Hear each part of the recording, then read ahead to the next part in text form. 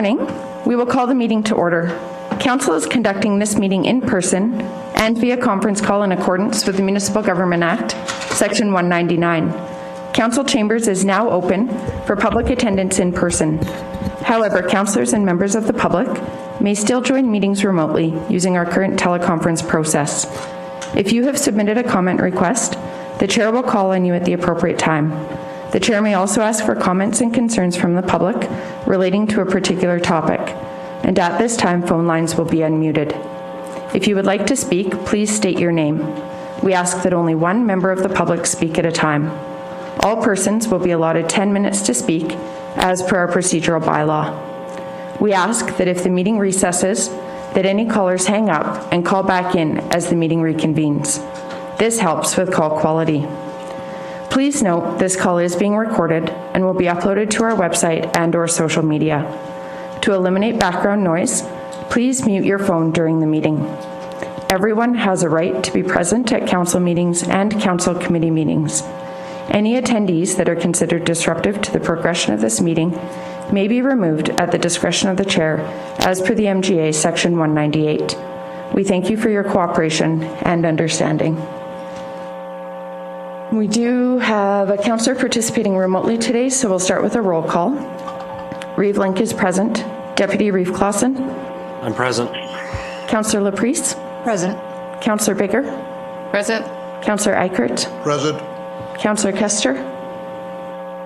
Present. Councillor Larson. Present. Because we have councillors participating remotely, and due to the hybrid nature of today's meeting, we will modify our voting procedure. We will vote by exception. I will call for any councillor who is opposed to the motion to indicate verbally. For any motions with expressed opposition, we will conduct a roll call vote. We have an agenda before us. Does anybody have any additions or changes?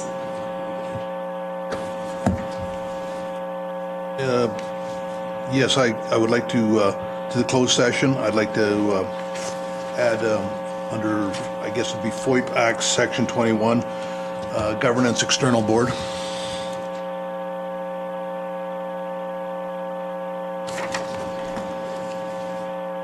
And under new business 2.5, I would just like to raise a request to review the noise bylaw, or to direct administration to review the noise bylaw.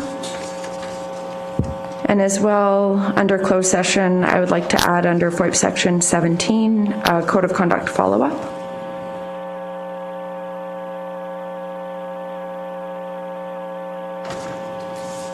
Any other additions or changes?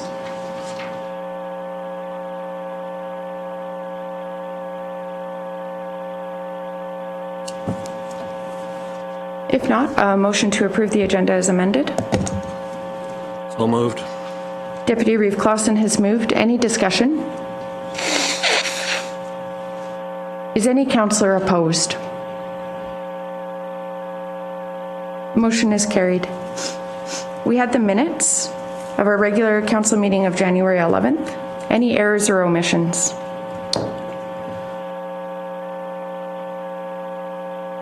If there are none, I'll move the minutes. Councillor Eichert has moved to approve. Any discussion? Is any councillor opposed? Motion is carried. We'll move to 2.1, Bylaw 2022-02. Good morning. Good morning, Madam Chair, members of council. Chris Perman, Senior Peace Officer. I'm here this morning to present Bylaw 2022-02, which is an amendment to the schedule of the traffic control bylaw. Bringing this forward because of discussions at the January 11th meeting with regards to the speed limit on Township Road 232. And as part of that, the direction was to bring forward this amendment to reduce the speed limit on that stretch of road from Highway 1 to Highway 817 to 80 kilometers per hour.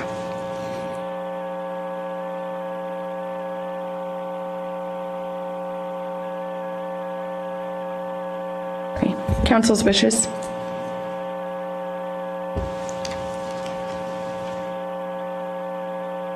Councillor Larison? Yeah, and this would be a question I think probably directed to Chris. I had never driven that road previously, but I drove it between meetings here.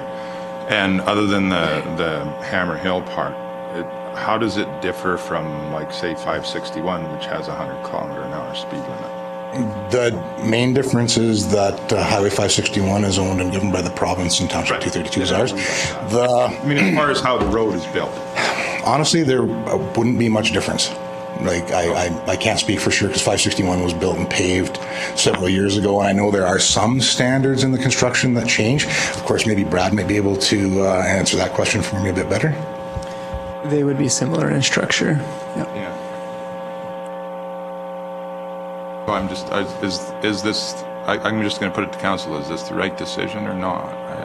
I'm not sure anymore.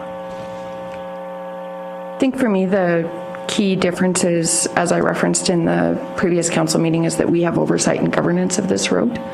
And by I get that having that, we also assume the liability for any decisions that are made around that road. That was my rationale for strongly considering the engineering report and the standards that the road was built to, whereas obviously we have no say over provincial jurisdiction. Also, it was obviously in response to complaints that we've received. I have received complaints on provincial roads, and we have forwarded those to the province, and at times they have been addressed by the province as well.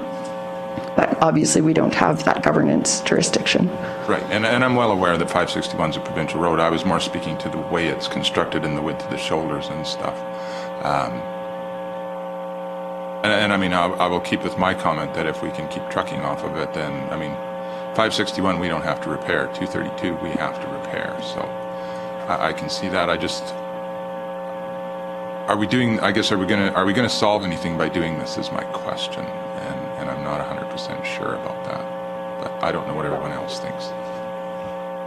I know from my ratepayers in Division 2, there were certainly diverse perspectives, but this does solve, I would say, the issues that I heard from the majority of people who corresponded with me, called, and interacted, like, on a personal basis.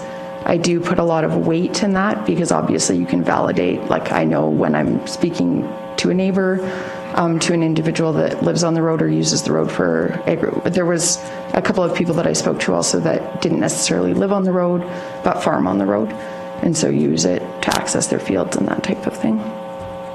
So I do put a lot of validity to those concerns that were raised by the folks that live on that road.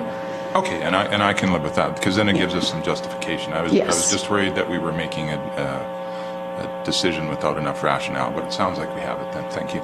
Yeah, and I don't have, like, I have never looked at the construction or design standards, like, for the provincial roads, whereas we do have access to that data for this road. And as was included in the last report, there are several locations on that road that simply were not designed to meet certain speed limits. So, whereas I obviously haven't reviewed that for other roads. Yeah. Definitely complex and definitely different. I mean, there's different principles that we look at when we're setting a speed limit and trying to balance that safety with efficient transportation network, and that's definitely challenging. But certainly from what I've heard from ratepayers, this does satisfy for sure the safety, or it mitigates the safety concerns that were raised.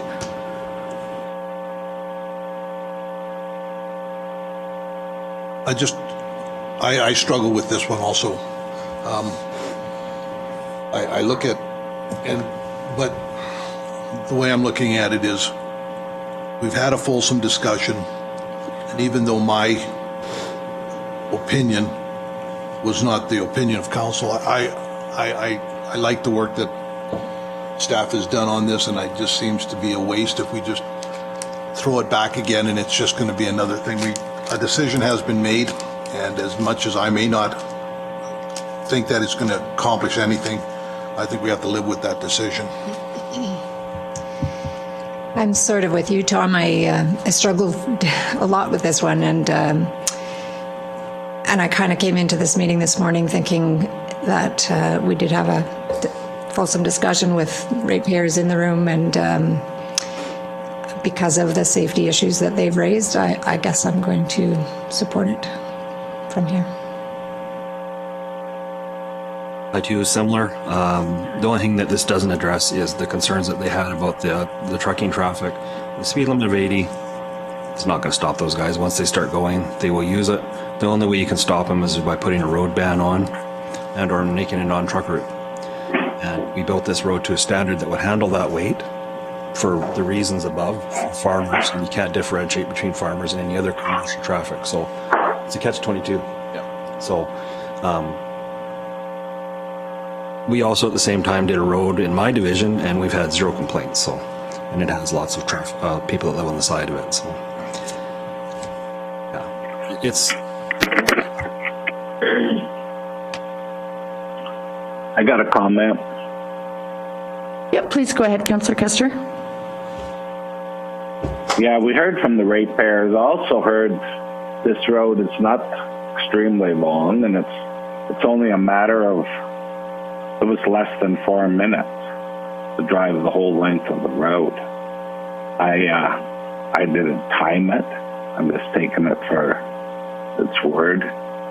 So for 4 minutes, I don't have a problem putting that 80. There's numerous turnouts on it. Yeah, I'm good with the 80. So, Councillor Kester, I think that it's a 4-minute difference in time it takes to travel the length of the road, whether you're doing 80 kilometers or 100. I think the difference in time it takes 4 extra minutes, I think, is just for clarity. I think that's what it was, something like that. Yeah, and I don't. It was 100 miles long. I think the road, it's 3 minutes, right around 3. But Yeah, yes, exactly. It's somewhere in there. Yeah. Yes, it is the differential between the 2 speed limits. Yes.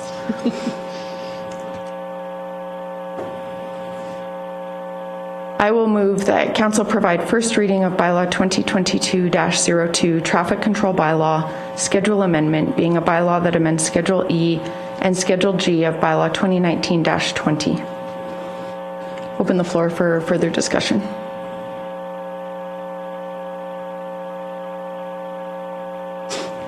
Is any councillor opposed? Motion is carried. I'll move second reading.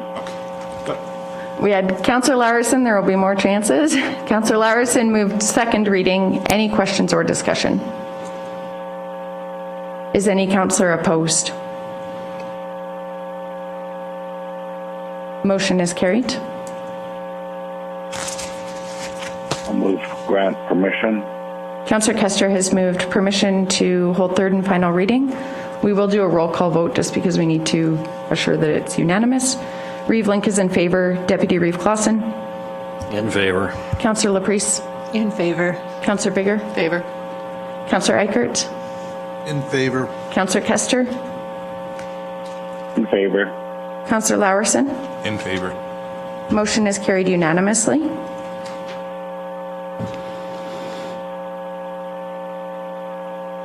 I'll move third and final reading of Bylaw 2022-02. Councillor Bigger has moved. Any questions or discussion? Is any councillor opposed? Motion is carried.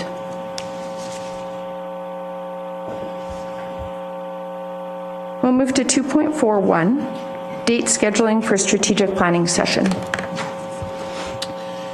Yes, Council. So Brian from administration.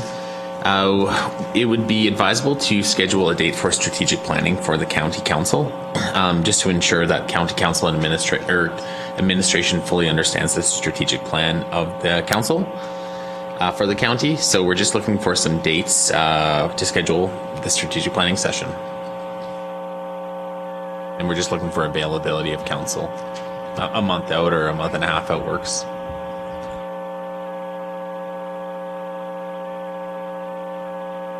Pick a date, I'm always here. But after MPC, is that enough time? March 8th? We do have a training that day. We do?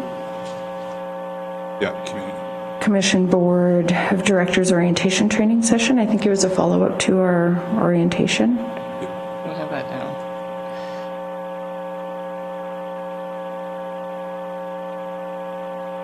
Yeah, I've got that in my calendar too.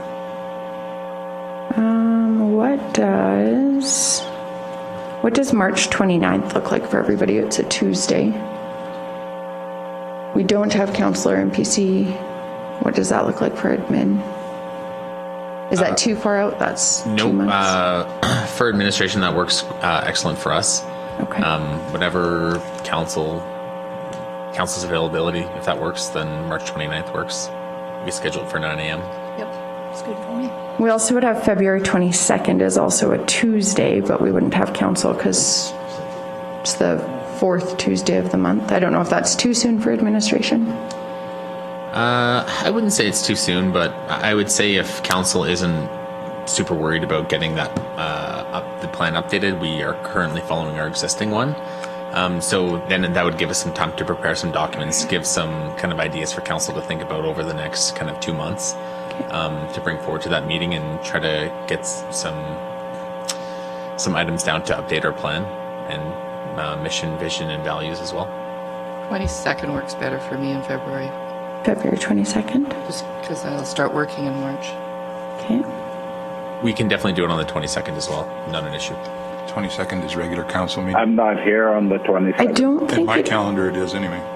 I believe we have today is February 1st. Oh, sorry, you're talking and then about I believe, February, not March. Yes, sorry. My apologies. Yes, sorry. I just went to the free Tuesdays is what I was looking at. Yeah, okay. Only if people kind of, often that last Tuesday I have more open because people avoid my Tuesdays for me, so. Sorry, Councillor Kester, I didn't hear you. I can't make the 22nd. Okay.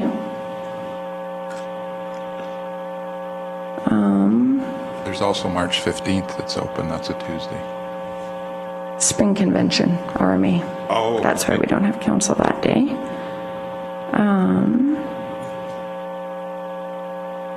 Okay. Do people have other days of the week that work a little better? 21st, March. What does everybody's March 21st look like?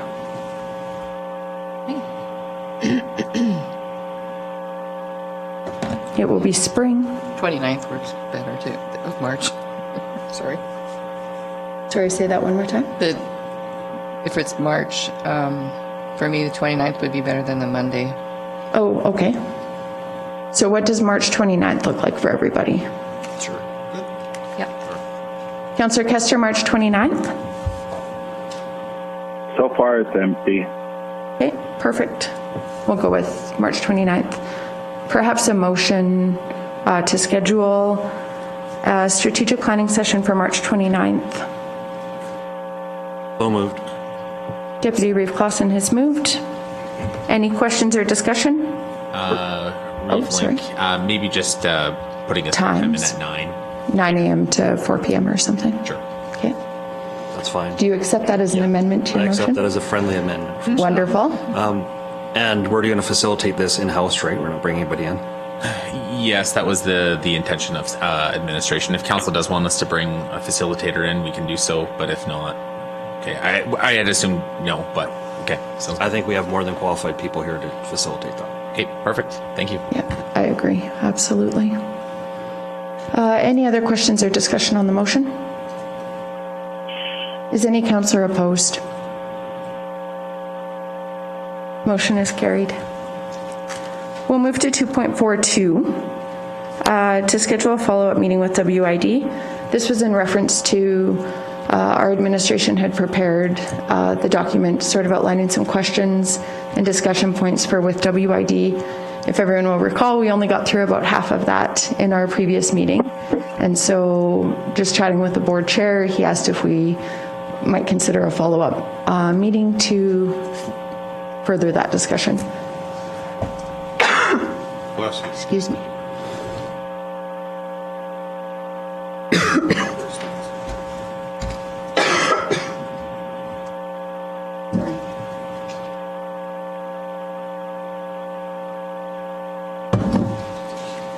Sorry. I know the Heimlich if it Yeah, gets bad. exactly. I have a really dry throat, and I'm sorry. Look at him go, you're gonna die. Sorry. It was a good run. Okay. Oh, thank you. Oh, you're so kind. Okay, let's look at our calendars. I think, administration, would it be best to look at this sort of as timely as possible or anytime? Just in follow-up to the format that we did before, I would suggest an evening Teams just for everyone's level of comfort. I think that worked quite well. And I think it was from 5 until 7 or 4:30 right after the workday until 6, in and around that time. Do we want? Oh, go ahead. Is the WID opposed to an in-person meeting? Is that why we're doing Teams, or? It would just be I'll nice share to it meet them. more at lunch, just out of privacy. There were some current concerns expressed at the time. Good enough. They may be open to in-person, like now. I had contemplated perhaps February 15th following our council meeting. That way we could facilitate like a dinner and invite them here again if that works well. And if not, it's fairly easy to transition to virtual if that's better. And then that way we're here.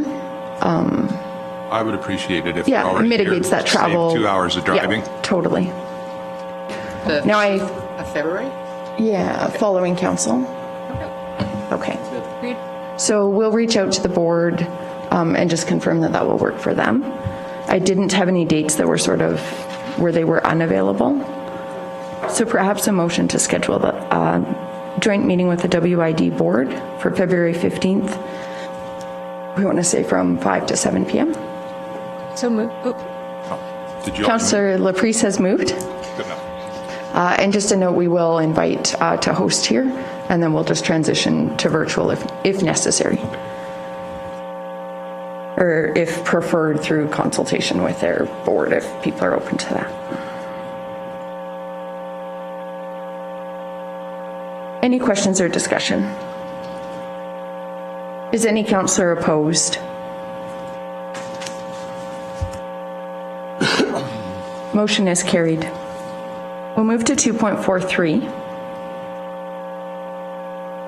I had asked for this to be included in the council agenda, and I will apologize because the terms of reference that I had forwarded to administration had not been updated following an amendment that was passed.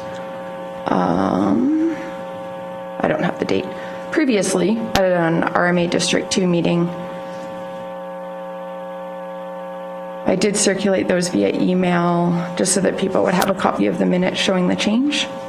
Essentially what the change outlines is where you're looking, I'm just getting the page number, on page 38 of the agenda package, under per diem and expenses, we had brought forward an amendment to District 2 to change the terms of reference for the district to share the responsibility of the per diems in addition to any travel or accommodation expenses that the district was already sharing.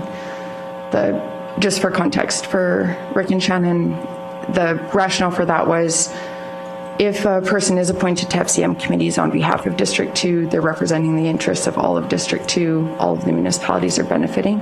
And so for that shared benefit, we had proposed a shared cost, and that was approved. Unfortunately, I could not find an actually amended copy of the terms of reference, so I will see if we can have those updated. The reason I share that is there would not be the full cost on Wheatland County. There would be a 1/14th cost if Central District 2 were to nominate somebody, or if that would be whoever wins the nomination if somebody is appointed to committees. Just for clarity as well, even if you are nominated by District 2 to put your name forward, that doesn't mean you sit on any boards. It's the FCM president that determines board appointments. And so that's done sort of separately. Yeah, I don't think that's great. Oh, okay, whatever. I don't know if it's, I should double check the wording. Maybe it's the discretion of their board It may not just be the president. It was the president who had communicated them. So it may be a board. One of the reasons they do that is they can't accommodate all. So if every district in Alberta puts forward names to go on committees, they can't accommodate all of those. So often what they'll do is they'll rotate between like a Northern Alberta committee representative or a Southern or Central or that type of thing. But they do get more endorsements for committees than they can accommodate. So one comes from Alberta to sit on the board? They have more than one from Alberta. So FCM has, I think, 87 people on their board across Canada. And then they have a smaller core executive. And we currently have, so Paul McLaughlin, the president of RMA, sits as the president or the chair of the Provinces and Territorials Associations.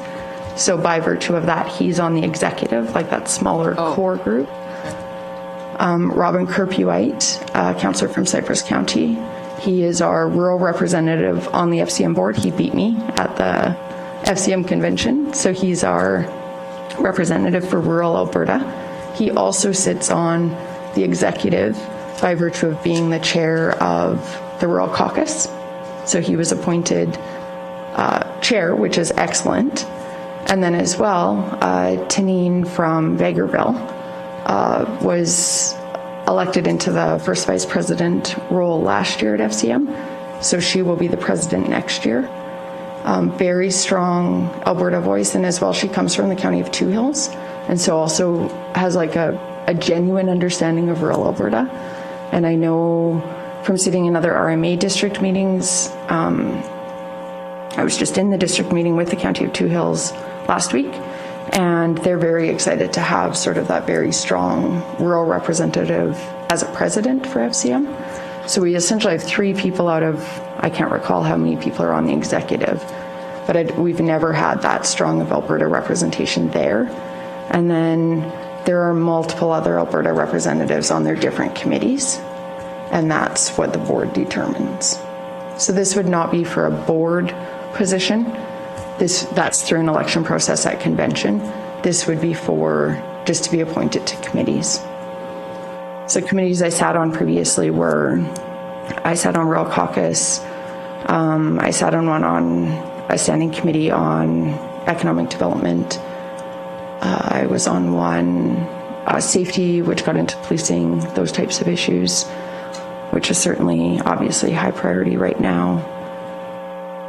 We have a wide, like probably 10 to 12 committees, and you basically prioritize which ones you would prefer to sit on or ones that you don't have an interest or.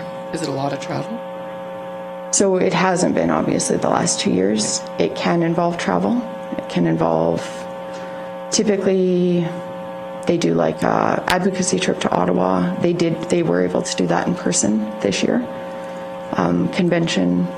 And then they usually have, I believe, 2 other board meetings where they have committee meetings as well as part of the board meeting. So you attend the committee meetings and then the board meeting. Committee members do not have a vote at the board meeting though, but you can attend. You have an estimate of what kind of time commitment you might be signing up for? Yes. So say you sat on 3 committees. It very much depends on whether you have to travel to the committee meetings or whether they're holding them virtually. I know that they are hoping to hold the FCM convention in person. It's in Saskatchewan in June. That would be one of them. And they do have committee meetings in conjunction with that. And then it would be, I believe, 3 other times, which can be 3 or 4 days at a time. So it could be,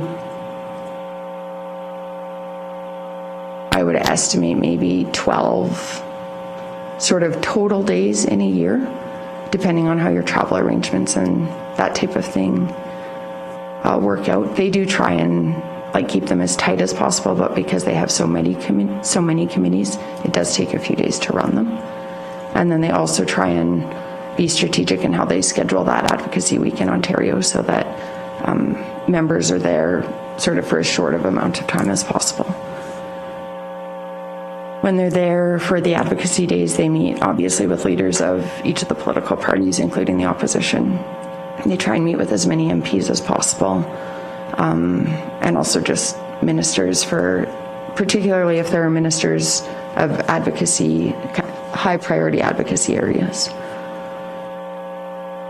I definitely see that there's value in having somebody from our area on this board. I mean, there's certain issues that are current, being policing and also housing, things like that, that are more of a federal influence, I guess. So it would be nice to have somebody that has some kind of inside knowledge of what the thinking is at the federal level and all of that, and trying to influence a bit to what our needs are. Yeah, so I think it's exciting. Do we have any idea what the cost will be to the county to do this? I mean, we're going to be paying for that no matter what. I just like to know how much money we're throwing away. That's all. It would be 1/14 of whatever. Do we have an idea what previous? $1 million. I don't, that was never, I did actually look into that and that wasn't provided. If you say you do 12 times what's our per diem, I'll just guess. Well, the only reason I'm bringing up is the ratepayers have a right to know Absolutely. how much this kind of stuff costs. Totally. And whether or not, and it's up to them to decide whether or not it's worth that effort. But, Well, we have to determine on behalf of them, and I have weighed this and so this is more for Rick and Shannon, there have been substantive issues with FCM. Actually, Councillor Eichert brought forward a really good resolution following a convention that we were at where Western Canadian concerns were relegated to a 7 a.m. meeting at the same time that a climate change meeting was also scheduled for. And it was a significant issue, and that was the only way it was addressed at that convention. We have felt that agriculture has been significantly misrepresented at FCM. There are certain sectors of agriculture which are represented, but certainly not what we think of as agriculture. I'm being diplomatic. Farming, making goat cheese, that's agriculture, I guess. Well, and I mean eggs and dairy and like some of that has been well represented, but I recognize why there are some challenges. FCM represents all municipalities across all of Canada, and so even when they're looking at defining rural, sometimes there are several definitions for rural. So some people contemplate any municipality under 30,000 people, even if you're a town or a village, that's rural. Whereas our definition in Alberta of rural is very distinct, and we understand it clearly. But I see their challenge in representing all municipalities across Canada. I can say, because Paul updates regularly on his activities, there's a significant shift at FCM in terms of direction, strategy. Paul has made significant headway in helping people understand some of maybe misconceptions that they had about Albertans, about our industries, things like that. And as much as we have been seeing what I would call an assault on oil and gas, for example, I think we're seeing the exact same thing play out with traditional agriculture. And I think that we're going to need to take any avenue that we can to counter that and to provide accurate information and to show the carbon sequestration that, our farmers have both in their prairie grasslands and in their cultivated crops. The carbon sink that occurs just in Wheatland County is significant. That needs to be pushed rather than this narrative that's being painted of agriculture is ruining our land. Our farmers are stewards, and so I do feel strongly about it. I do see, Councillor Eichert, your point that at times it does feel futile, but the progress that I have seen over the last year, 2 years, has been significant. Yep. Okay, I'll kind of build on Councillor Eichert's thing. First question is, would we pay the 1/14th? I mean, we're going to pay the 1/14th regardless of whether it's you or someone else, correct? Potentially. So there's so many factors. Potentially. Oh, okay. Well, say nobody is endorsed, then nobody in District 2 would be paying, Then nobody would be paying. Okay. right? And then, District 2 also has the option to not appoint anybody at our meeting on Friday. They could say, no, we have determined that's not worth it.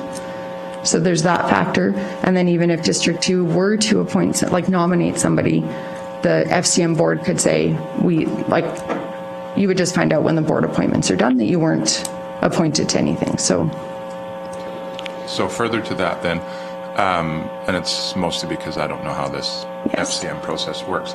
How would our ratepayers be better suited having you on this rather than, say, someone else from District 2? I'm just trying to figure out, is it important? Because oftentimes with any committee, it's important that we have representation. It's not necessarily important who the representative is. So how would, so if we go back to our ratepayers and our ratepayers say, how come we're spending this money? What would be the rationale that we would use that say having you there would be more benefit than having Jane Doe from wherever? Just because I don't know anybody. that's a great question. Essentially, it comes down to who you would feel would be compelling in a committee meeting. And that really will be at the discretion of District 2. I did run against a fellow Reeve when District 2 put my name forward. But I think, honestly, any of our colleagues in District 2 would be compelling at FCM. I did take a very active role. They certainly knew what our issues were when I was on committees. I did go to the first set of meetings and I sat back a little bit because I needed to learn a little bit about what issues they were addressing, how they addressed them, what their positions are. And then after that, I was very clear what our positions were. And I wasn't antagonistic or anything like that, but I very strongly raised the issues that I hear here as well as at District 2. So essentially, I guess it comes down to if you think I could be compelling, and I do agree with you, we would have several colleagues in District 2 that would be compelling. I did also, just for full disclosure, have a conversation prior to running for the FCM board with RMA, with administration, and with the board, with Paul, because I don't want RMA and FCM.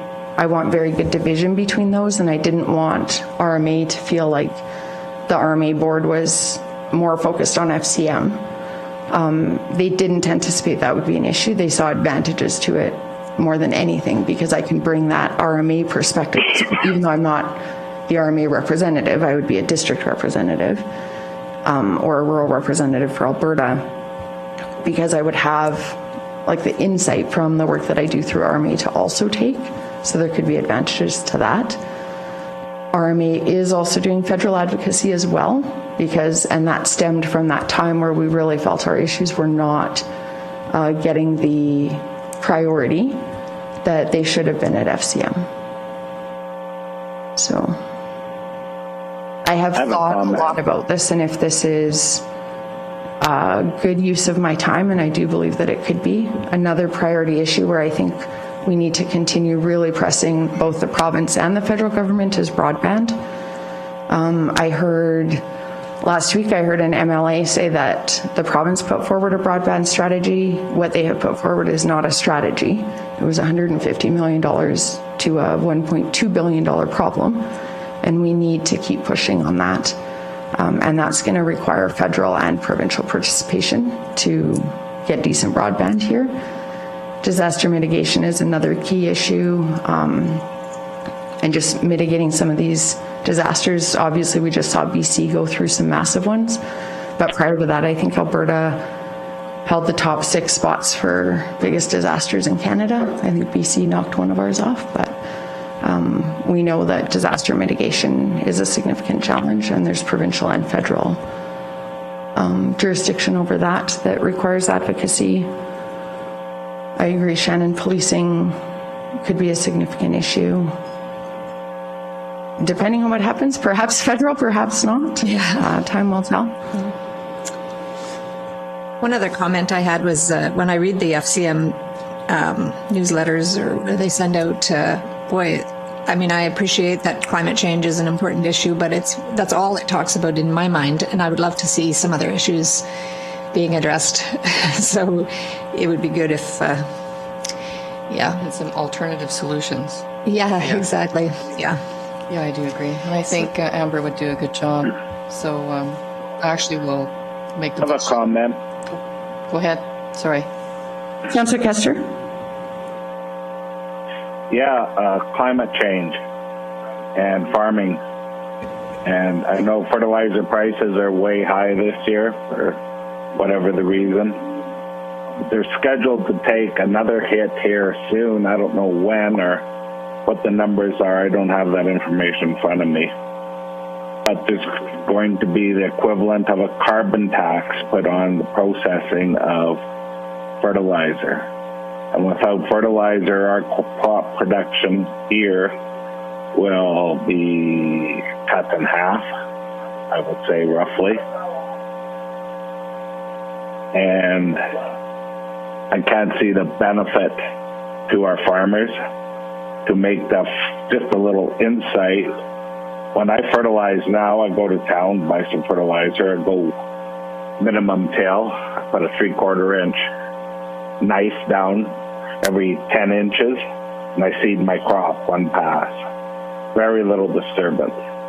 If I have to spread manure and work it into the ground, I am working up the soil, and that is releasing carbon into the air. All the carbon that I've stored there for the last 20 years will be released. I can't see the benefit of that. And if we're doing half, our prices for grain, our crops, aren't set in Alberta. They're not set in Wheatland County. They're global. We compete on the global stage. The price we get for our crops is global. And then we pay for our trucking and all the takeage that comes with it. So we have to compete globally, but they're going to incur extra expenses on us. And I think that has to start being addressed. And if they want to talk about climate change, I would certainly be bringing that up. And as far as that, I don't have a problem, Amber. You want to do that, it's your time. You want to do it, great. It's up to the meeting on Friday to pick whoever District 2 thinks is they want to. You just want your name put forward. I don't have a problem with that, and wish you luck. And if you're looking for a motion to support that, I'll make that motion. Yeah, I think Councillor Bigger was. I don't care who makes the nomination. It is a requirement to have your name considered at the district meeting. You would see in the terms of reference under nomination qualifications and process, item 2 is a candidate's nomination shall be endorsed by a motion of the candidate's council. So that was why I brought it here. Councillor Kester, if you'd like to make the motion, or Councillor Bigger, I know you were starting to. I'm happy either way. Yeah, I'll make the motion to accept the nomination for you for District 2 Central Zone Rural Municipalities on FCM committees. I think if you could just say endorse the nomination, if you don't mind. Sounds a good. friendly amendment. That Wheatland County endorse Reeve Link to put her name forward as a candidate to represent District 2 Central Zone Rural Municipalities on Federation of Canada Municipalities committees. Thank you. Any further questions or discussion? Sorry, I do have one other thing I was just thinking about, and I just wanted to make sure that we're all, so do we have capacity on our council to have you doing this? I mean, it seems like we've got a lot of business development things happening. You're a busy person. Are you going to have to step back from some of your role here, would you think, or? So I think there's a couple factors to that. I did contemplate doing this prior to our organizational meeting as well, and you'll notice that I've reduced the number of committees, like council-appointed committees that I sit on, and that's to help balance time primarily with RMA, but also with some education that I'm doing right now. Deputy Reeve Clausen has been excellent at attending either functions or meetings where I'm not able to. So it's a good question for Deputy Reeve Clausen, around capacity. For myself, I'm happy to step up anytime. I do have different perspective than we think sometimes on some things, Which is good. fine, and happy to represent council. Yeah, it's the same concerns with yourself and your time. I know you're spreading yourself thin on some stuff, and I know you're a great advocate for a lot of things, and I support that. As far as FCM itself, I have my own issues with it, and we'll see how that plays out. But I will support you in that. If you were the successful one member, how long would the term be? It's a one-year appointment. Okay, so it's something that we can reevaluate then. That makes me feel a lot better. Totally. I have the same concern as everybody else. I mean, it's always better to do a few things very well than to do a lot of things poorly. Absolutely. So I did serve for a term from 2020. I'd have to confirm dates. Those were remote meetings though, so it was certainly less cumbersome because obviously I could attend from here, attend meetings in between meetings, like council meetings or council commitments in between. It will be interesting to see if they go completely back into person or if they have found some efficiencies through conducting some of their work remotely, just because obviously it is a significant expense to have councillors from all across Canada travel. And I think we've been very effective. Obviously for something like advocacy, it's much better, in my opinion, if you can have an in-person meeting with another level of government. But when we're meeting together, my hope would be that they have found that that's been effective for some of their work and continue that. So, and yeah, I served a one-year term, and then the last year I have not served. So it's always a one-year appointment to committees. And often that's where you will see changes because they might perhaps consider a District 2 appointee to committees for 1 year and then the next year say, you know what, we're going to take somebody from District 5 or District 4 or whatever, just to keep that balance of representation of Alberta. Any other questions or discussion? And it's good we talk about this, and council knows that I have the same concerns about FCM, but I also feel really strongly that if there is a possibility of improving something, that I would try and do that first before I wash my hands of something or walk away. So you will see in administration's report today, we were successful in getting an asset management grant, which FCM is sort of the primary organization facilitating those. And that is very specifically targeting rural municipalities in Canada, particularly smaller rural municipalities like us, who might not have the capacity to do some of that work otherwise. So there is some value there. It's just obviously we do need to continuously evaluate that. And that's the other side of the argument about spreading yourself too thin. If you don't want to be part of the solution, you're part of the problem. So.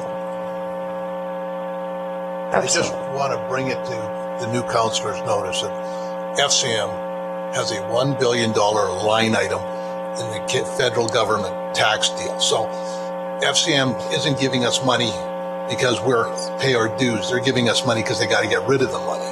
So it's a slush fund to keep the municipalities happy. In my opinion, I can't prove that, of course, but and that is it's a big number, and I do not know if anybody's ever looked at it and said, "Is that $1 billion worth it?" But it does keep the big municipalities happy because they can throw money at green lines. They can do all this climate change stuff, right? So just to bring that up to speed on that. And that's a really good point, Tom, because you mentioned egg and dairy before. They have a couple of very powerful lobby groups and a lot of that production is based not in Alberta. Totally. And that's exactly why we experience the issues that we do. And where I do see it being a priority, particularly in the next year or two, is around issues that Councillor Kester raised: carbon tax, what they're doing with policy around fertilizer, what that's doing to pricing and cost of inputs. That needs to be addressed. Further to Councillor Eichert's comments, I agree with you about questioning the efficacy of the use of those funds, but that's why I think it is even more important that Alberta and Western perspectives and real rural perspectives are represented to counter some of that urban focus, which by virtue of population tends to be attended to more than our voices. But it's the exact same argument we have about CMRB. We represent vast amounts of land, resources, GDP, like a disproportionate amount of GDP to our population. And that needs to be factored into these conversations. We need to be heard because we are significant, maybe not always in population, but certainly in terms of the economic drivers of this country. So I will say prior to getting elected, before I heard very little about FCM, and it's astounding how big it is and what it encompasses, but it's another level of government, and it operates as and it makes me wonder why can't the MPs be doing this job? Like, really, they should be doing this work. yeah, there are big questions there for sure. Yeah. FCM has done some work and I think I would hope we wouldn't argue that typically local decisions are more effective. So if you can empower municipalities to make customized solutions to local issues, we're going to do it maybe not as effectively as private sector, but if it's something that's been deemed a government responsibility, I think we can do it more effectively than larger levels of government or higher levels of government can. You're here. Yeah, and that's the role of the MP, sorry. Right, go ahead. I was just going to say I call a question. Sounds good. If you actually do that, we have to vote on calling the question, but if there's no more discussion, we can just... Okay, let's just say we're done discussing, because I think we don't have to be that formal. Yeah, no, I do appreciate all the questions and the discussion and recognize the issues. They're substantial. Yes, I have. Yes. Is any councillor opposed? Motion is carried. We move to 2.44. There is the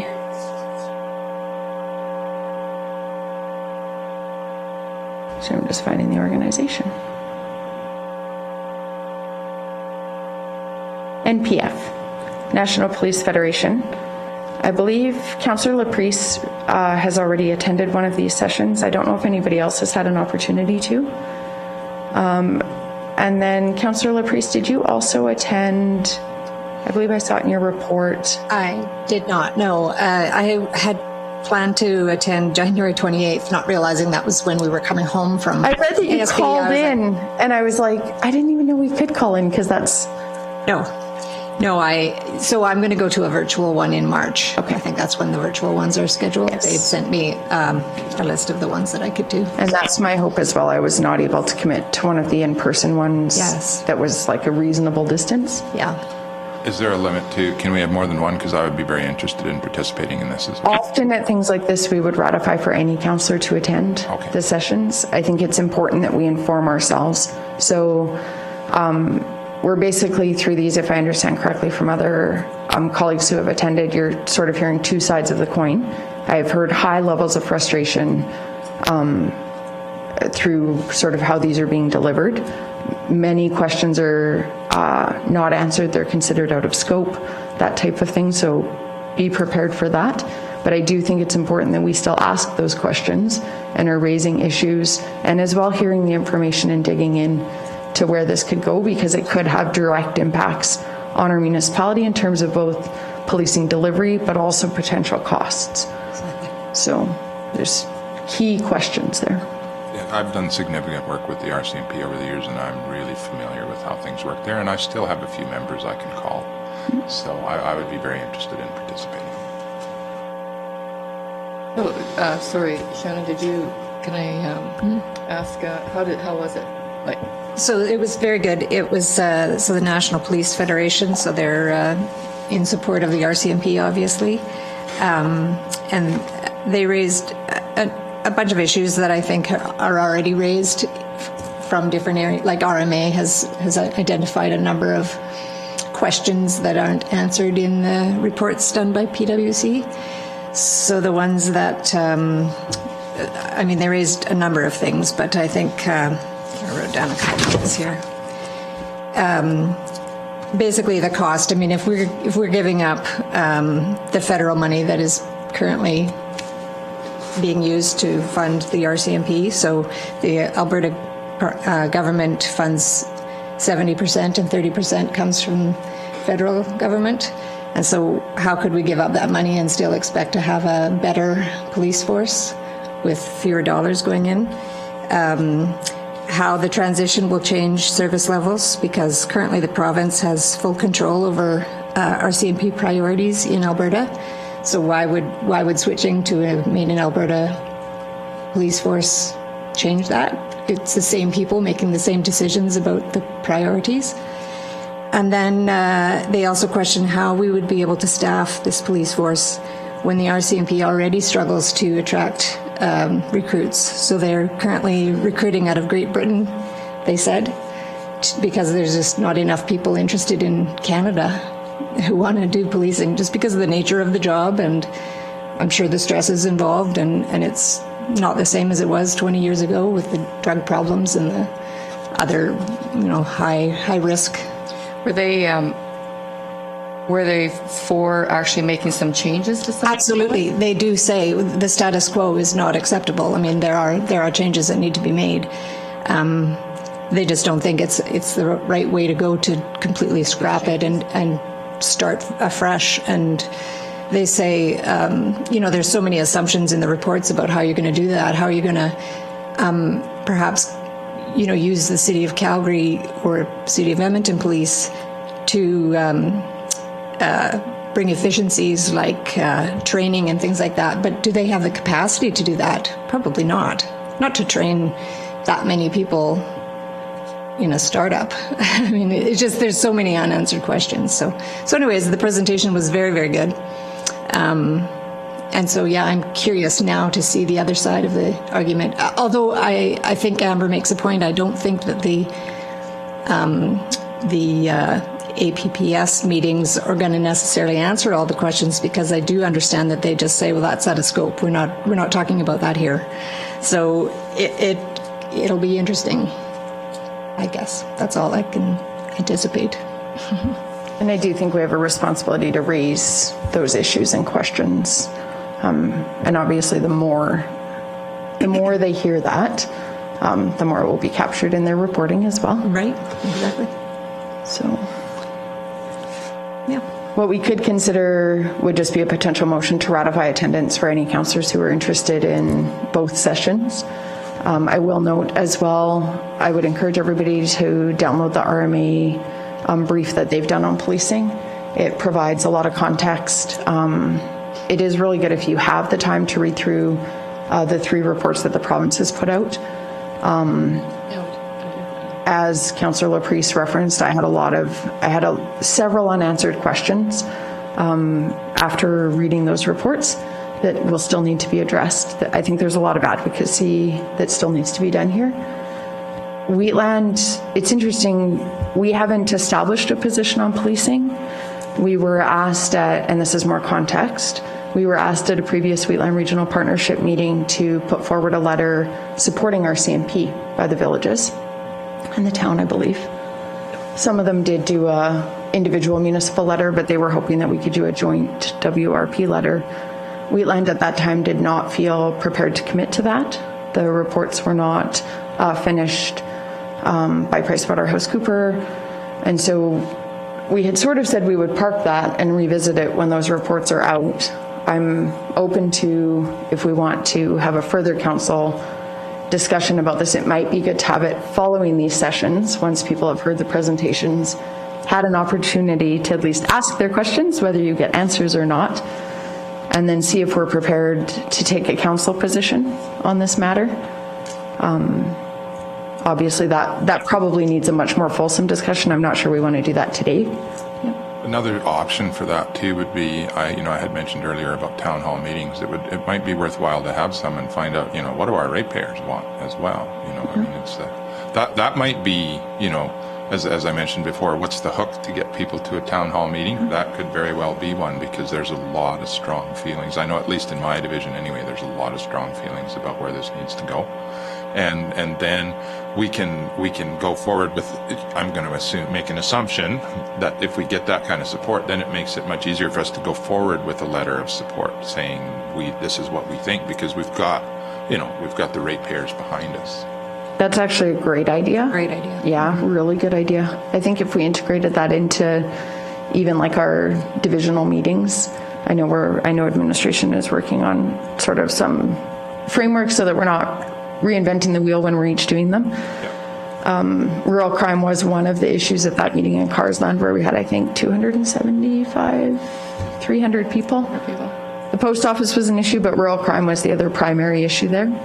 And I know in my division, it's been quieter through the pandemic. I think people are home more. There's maybe some social supports that are maybe influencing,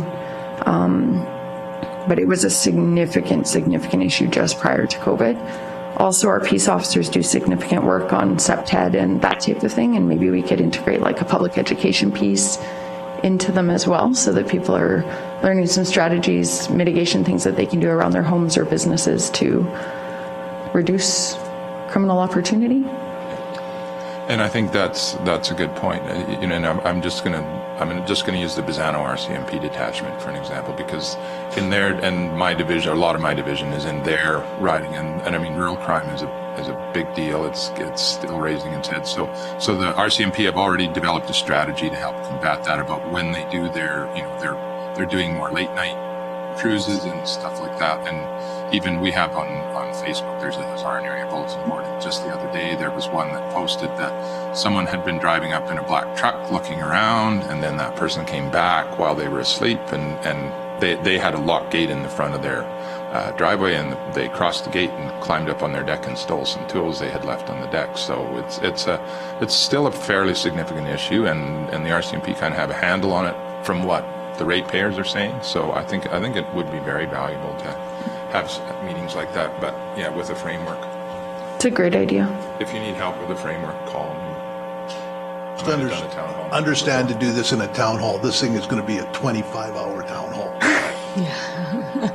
Yeah, I think we need a lot more information going forward, and so do the people. You're saying to ask for a position on provincial policing. Yeah, exactly. I see what you're saying, you're going to get an awful lot of, there's one taxpayer. Yeah, absolutely. The federal government's kicking in whatever they're kicking in is still coming from Alberta. Yeah, and these RCMP officers, if there's no longer a federal RCMP officer, they're police officers. They will become Alberta police officers. I mean, there's a million different ways you want to spin this thing if you want to spin this thing. And reading what the Alberta government's proposing, this citizen coalition, that citizen commission, the elected citizen commission, is worth whatever the cost overruns, in my opinion. And I'm speaking as one guy, because we can elect somebody in our area to delegate what we think is important. We have all been, no, you guys haven't been, but I've been to Edmonton 4 times talking to K Division, and they're going to do this, this, and this, and nothing changes. I mean, it's, we're going to do this, everything is, it is a huge, RCMP is a huge bureaucracy. The closer, Amber said it, the closer you can stay to the people, the more effective anything is. If we cannot deliver a service in Alberta cheaper than they can in Ottawa, we are doing something wrong. Because I know we can deliver a service cheaper in Wheatland than they can in the provincial government. So, this is what we're going to open ourselves up to if we have a town hall. Because rural crime in Carsland, it was a big discussion. But also at the exact same time we're having rural crime, RCMP officers, 6 of them were standing around a protest while Carsland had been broken into 2 or 3 times. Yeah. And they're just standing there, they won't do anything, they're just watching the protest. And it was an issue that came out of Saskatchewan. The union. They don't always So I'm going to bring us back. So I think, let's not have this conversation. Sorry. No, and I wanted to raise it because it's been on my mind. Full disclosure, we are probably one of the few municipalities in Alberta who has not taken a position on this, not sent a letter of support for RCMP. We are one of a very small number. We're copied on letters of support. Administration gets them almost nonstop. RMA gets them nonstop. Alberta Munis gets them nonstop. everybody just looks at that, and I'm not saying this disparagingly, but they look at that $167 million reasons billboard, and that's all they see. I agree with you, there's one taxpayer. We're not going to see those taxpayers come back, or those tax dollars come back necessarily, but I don't think that's that cannot be our sole consideration. Now, that being said, people in municipalities under municipal policing contracts now do have say. They set their own priorities. The provincial ones, the province does set, as Shannon referenced. We're under a provincial model, like Wheatland County is. This is a much bigger issue. Good point about the can of worms we're going to open if we bring this into a town hall. So I think we're going to need to have some strategic discussion how you not limit, but how you ensure that you can get feedback from people, but so that it doesn't drag on for 27, did you say hours or days? I just said hours. Hours, it might be days. Well, we don't have all the information. Deputy Reeve Clausen first. So I have no problem, like this is just about ratification we're talking about, going to get the information, that's fine. But in regards to the whole policing, my reason for not having a stand on it is because it's not really our vote right now. The province is doing this, it's in a report stage, they've released it. It's up to it's the province's job to facilitate this, and we're jumping in and all these, it's funny how it goes. When the longer it goes down to our level and we get all worked up about things and we write letters and whatnot, but it's still the province's job, the MLA's job to do this. I heard Leila here in a meeting say that the federal government's going to get rid of them. Anyways. Justin, you heard the same thing I did. Yeah. So, and that's the first time I've ever heard that. And I'm like, okay, well, I don't think we need to take a stance on anything. It's not our decision to make. Yeah, and I think everybody saw, I circulated the committee report that I think those comments stem from. There's one other piece of information I'll circulate later. I just didn't have a chance. Yesterday, that was a finding in a standing committee on whatever, I can't remember the committee, federal committee. There was a recommendation that came out of that to consider getting away from provincial contract policing. Just practically, when you look at that, I don't know how some of the smaller provinces where they might have capacity to stand up a police force. Again, not our issue, but for now, let's contemplate the ratification. Anybody can have access to get the information. I do feel like I have had a lot of feedback from ratepayers that we have been able to take forward. And Councillor Eichert, I recognize your frustration, but I would say things have changed. We have gotten reports on, we had a fulsome report on priority 1 response times already been presented by our CMP. You'll see in correspondence a commitment that they're doing to track all calls, which I think is really important. Just saying, there are actions being taken to improve, and I do want to really stress how grateful I am to the detachments that serve Wheatland County, and we do have incredible officers at each of those detachments that serve this municipality, and detachment commanders that through my interactions are committed to hearing what our priorities are and setting that direction for their detachments as well. I've heard improvements in responsiveness, callbacks, things like that were a high priority issue when I first got on council 4 years ago. Yeah, I promised I wasn't going to say, but so it wasn't not that many years ago, I think 3 years ago, I get lost with COVID. The Alberta government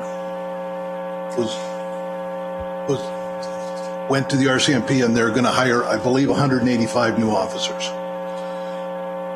The system is so broken that those 185 officers will never be brought on over top of what's with attrition and everything else, because they cannot train.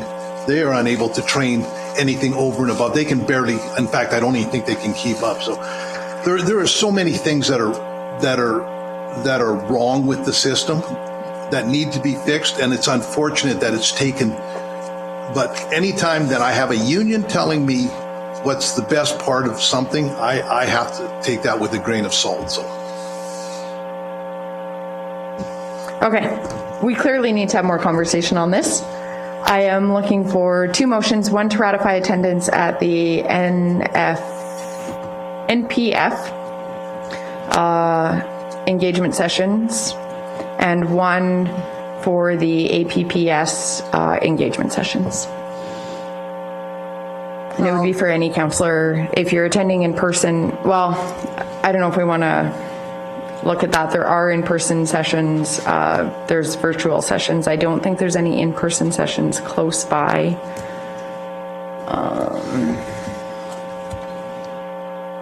So these are virtual too? Also? The APPS, there's APPS, but virtual, as Shannon mentioned, in March. And you'll see in the package on page 42, 43. Yeah, those are pretty much over. There's virtual on February 3rd. If people were available, Gotcha. you could attend. See it now, yeah. Yeah. Thank you. Anybody prepared to make those motions? I'll move, sorry, so you want 2 motions, one just for the NPF. NPF. Okay, so I'll move ratification for counselors to attend an NPF session, virtual session.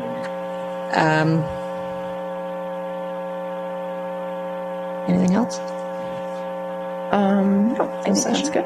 Yeah. You attended virtually? Or were you in person? Actually, I was in person. Okay, so why don't we just say ratify attendance at an NPF engagement session? Yeah. Great. Yeah, I wouldn't limit it to virtual. Okay. Any questions or discussion? Any counselor opposed? Motion is carried. And then a second motion for the APPS engagement sessions. Similar motion.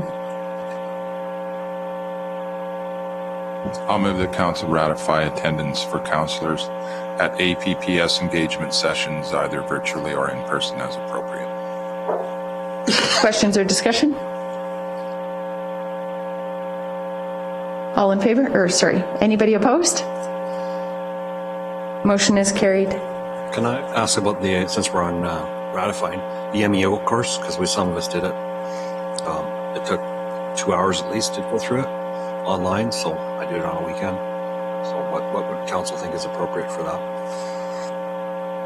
For time sheet? It'd be fine, you could. 2 whole hours? I did it in 1 hour and 59 minutes. You couldn't go any faster. I looked for that little thing on the bottom. I looked You could go too to 2.5 speed it up. I'm faster. like, It would sound a yeah, little there's better. no playback speed option here. There wasn't. I was trying. I think it would be appropriate. Typically, we would do that training in person. This is obviously a unique situation, and it is part of our training with the changes to legislation. I think it's appropriate that anybody who can does go through the training so you're up to date. If you want to put a motion just to ratify attendance for a half-day per diem for... Yeah, I'll put a motion forward for to the emergency ratify half-day management. attendance for the MEO course. Any questions or discussion? All in favor? Anybody opposed? Motion is carried. It is, yes. I need like big red writing. I think that's all we have under 2.4.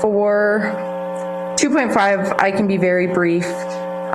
Through concerns that have been raised regarding construction for a solar development in my division, it's been raised that the AUC often points to the municipal bylaws, primarily noise bylaw, in terms of the issues that we're experiencing with construction.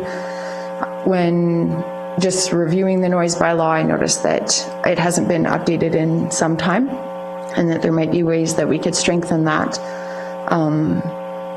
in general, but also specific to the issue around the construction noise with this solar development. So my request would just be to have council support directing administration to review the noise bylaw and to bring back recommendations for updates. I have no problem supporting that, but just a question to staff, is there a way to differentiate between construction and farming operations? Yes, Because it already that's a huge is. issue, why it's so broad. It is differentiated in the current bylaw. Yeah. So that's about the only way. The current bylaw is very clear that we would not have limitations on agriculture, like noise from agricultural operations, and I would request that that be maintained. Like, that would be my position, that obviously we maintain that. But because we've differentiated out construction noise, I would even go so far as, I'm not sure if there's a way if you can differentiate like construction noise in an industrial area versus non-industrial. Because I would have a higher tolerance for noise in an industrial ASP than I would in some of these developments that are situated amongst agricultural land, residential land.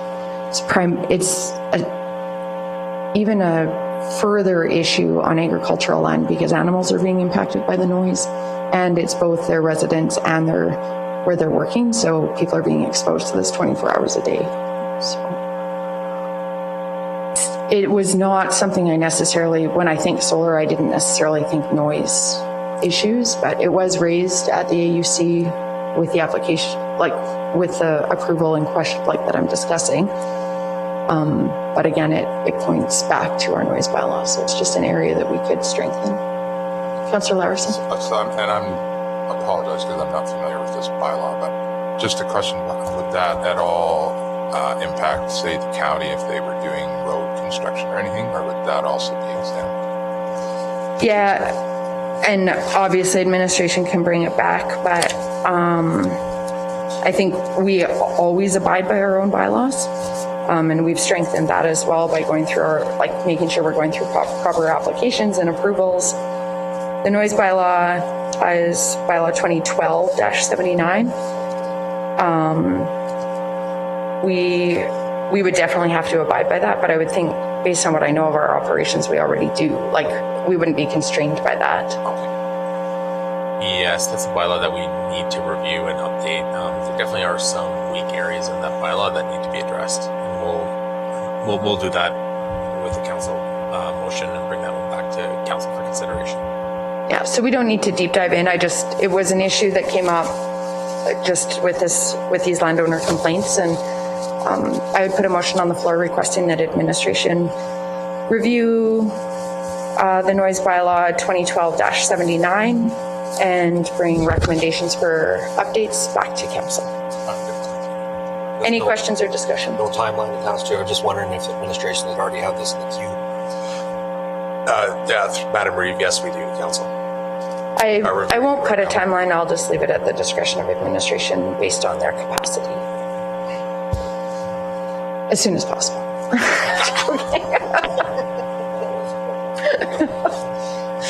No, it's definitely an issue. But yeah, I recognize we also have capacity limits to what we can do and how fast. So, any other questions or discussion? Is anybody opposed? Motion is carried. Thank you, everybody. Or take a break till the 10:30. Our 10:30 canceled, but we will take a break till 10:30. We will reconvene at 10:30. Thank you. Back to order. Mute off. It did come to my attention that we have a minor addition to the agenda if council, if no one's opposed from council. There's a very minor amendment to the capital budget for an asset that administration is hoping to finalize today. So I'll ask if there's no objection to make an addition for a budget capital amendment under 4.43. It's to do with a transportation item. Just a point of order, under our procedural bylaws, are we allowed to do that? Okay, Yes, good, we cool. can amend the agenda as long as council, I forget if it's either majority of council support or I believe it's just majority council support. So as long as... Cool, that was my only question. Yeah, we don't do it frequently, but every once in a while something will arise during the day or through conversation and we do an addition. I think it's good we have that flexibility too. Is there any opposition to adding that to the agenda under 4.43? That's carried. We will move to 3.1. My report is in the package starting on page 44. I will highlight, and I know I already referenced it, but that RMA member town hall. We had, I think, almost 300 members on that town hall, and I've had really good feedback about the materials that RMA did as background for the engagement process on policing. So please do take a look at that if you haven't already.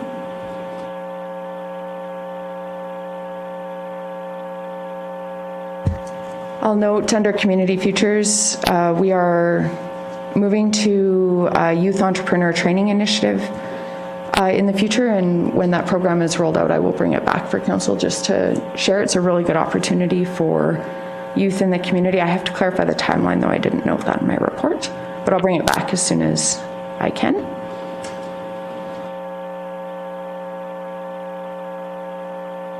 I really appreciated the time that the Western Irrigation District Board took to meet with us. I did include a lot of information about agriculture, mainly because the WID board brought that report to our attention, and I think it's important that our ratepayers, all of our ratepayers, those in agriculture, but particularly those outside of the agriculture sector as well, understand the value of irrigation in Wheatland County and in Alberta, and it is remarkable the impact that has. I was shocked by some of the numbers in that publication that's been recently updated. We have had a couple of meetings with developers. We will update in closed session regarding those. Thank you to administration for facilitating that media training. That was excellent. A couple of things to note with the CMRB. You will note that year-to-date we are under budget, which is good. However, there's still obviously significant expenditures at that board level. There was a discussion around value and the provincial mandate of the board and the significant investment the municipalities are already making at the CMRB, and that's in reference to future funding formulas and advocacy to the province if they are mandating the board, if they advocacy for them to continue funding the operations. We did review a draft vaccination policy. It will be amended and brought back for consideration. One of the key items that I noted is I think it's critical that it not inhibit any appointed elected official from fulfilling their duty to govern the region, regardless of whether they're comfortable disclosing health information. Recognizing that layering of actions can help mitigate some risk during the pandemic, it's my opinion that there's a considerable distinction between discretionary activities and our duty and responsibility as elected officials.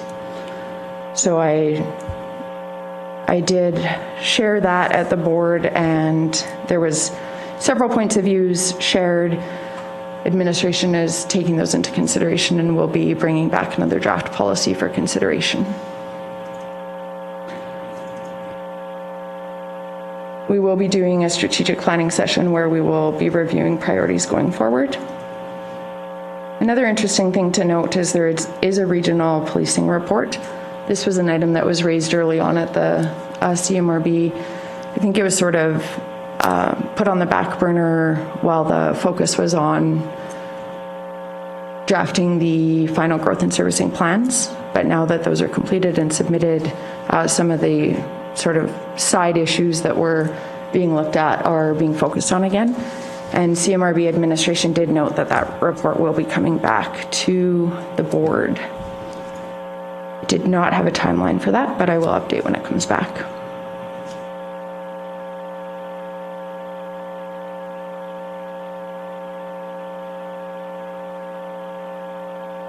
Several of us attended the Agricultural Service Board. I'll let Councillor Laursen speak more to it, but it was an excellent conference. Really good to be able to network with fellow ASB colleagues around the province, hear what their issues are. The resolutions that came forward were excellent. There was good debate on the resolutions and high caliber speakers. Good mix, some sort of more inspiring or that type of thing, but also some really good information around emergency management and agriculture, livestock health, things like that. So I found it very informative.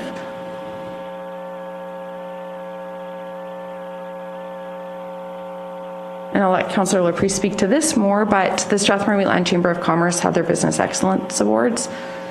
It is crummy that we had to do it virtually again. And there were some technical difficulties, but such an incredible initiative to see the impact it has on those businesses that are being recognized and to see the incredible work the businesses are doing in this region is really exciting for me. And even with all the technical issues and everything, it was an exciting night. And so definitely a congratulations to everybody who was both elected or nominated and who won awards at that.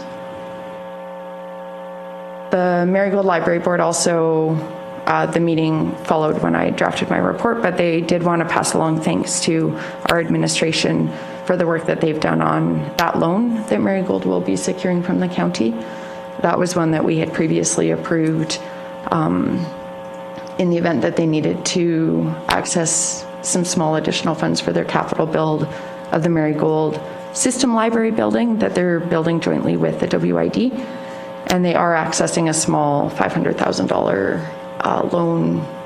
It's more of a cash flow challenge, and it's sort of just so that we're not excruciatingly tight at that board.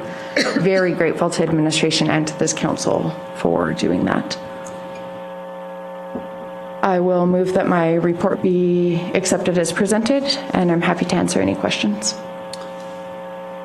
Just want to go back to the CMRB when they were talking about the vaccine policy. I want to thank you for what you brought forward. I think it's important to note, because I heard some comments in that meeting and I was listening about it. Some of the board members had said things like, I want to know who's going in this building that isn't vaccinated, things like that. Perspective would be, you can go to a store, to Walmart, to any other place. You don't have that right to know that. And that is astounding to me, that people that are in a boardroom, that you can sit and be socially distanced, you can do all that stuff, but that thought changes so fast. And again, I represent a lot of people in my division that have chosen not to. I don't point them out. They have a right to vote. They have a right to attend meetings. They have rights. There's been nothing in the federal or the provincial government that has said that you don't have rights. That's where I'll leave it.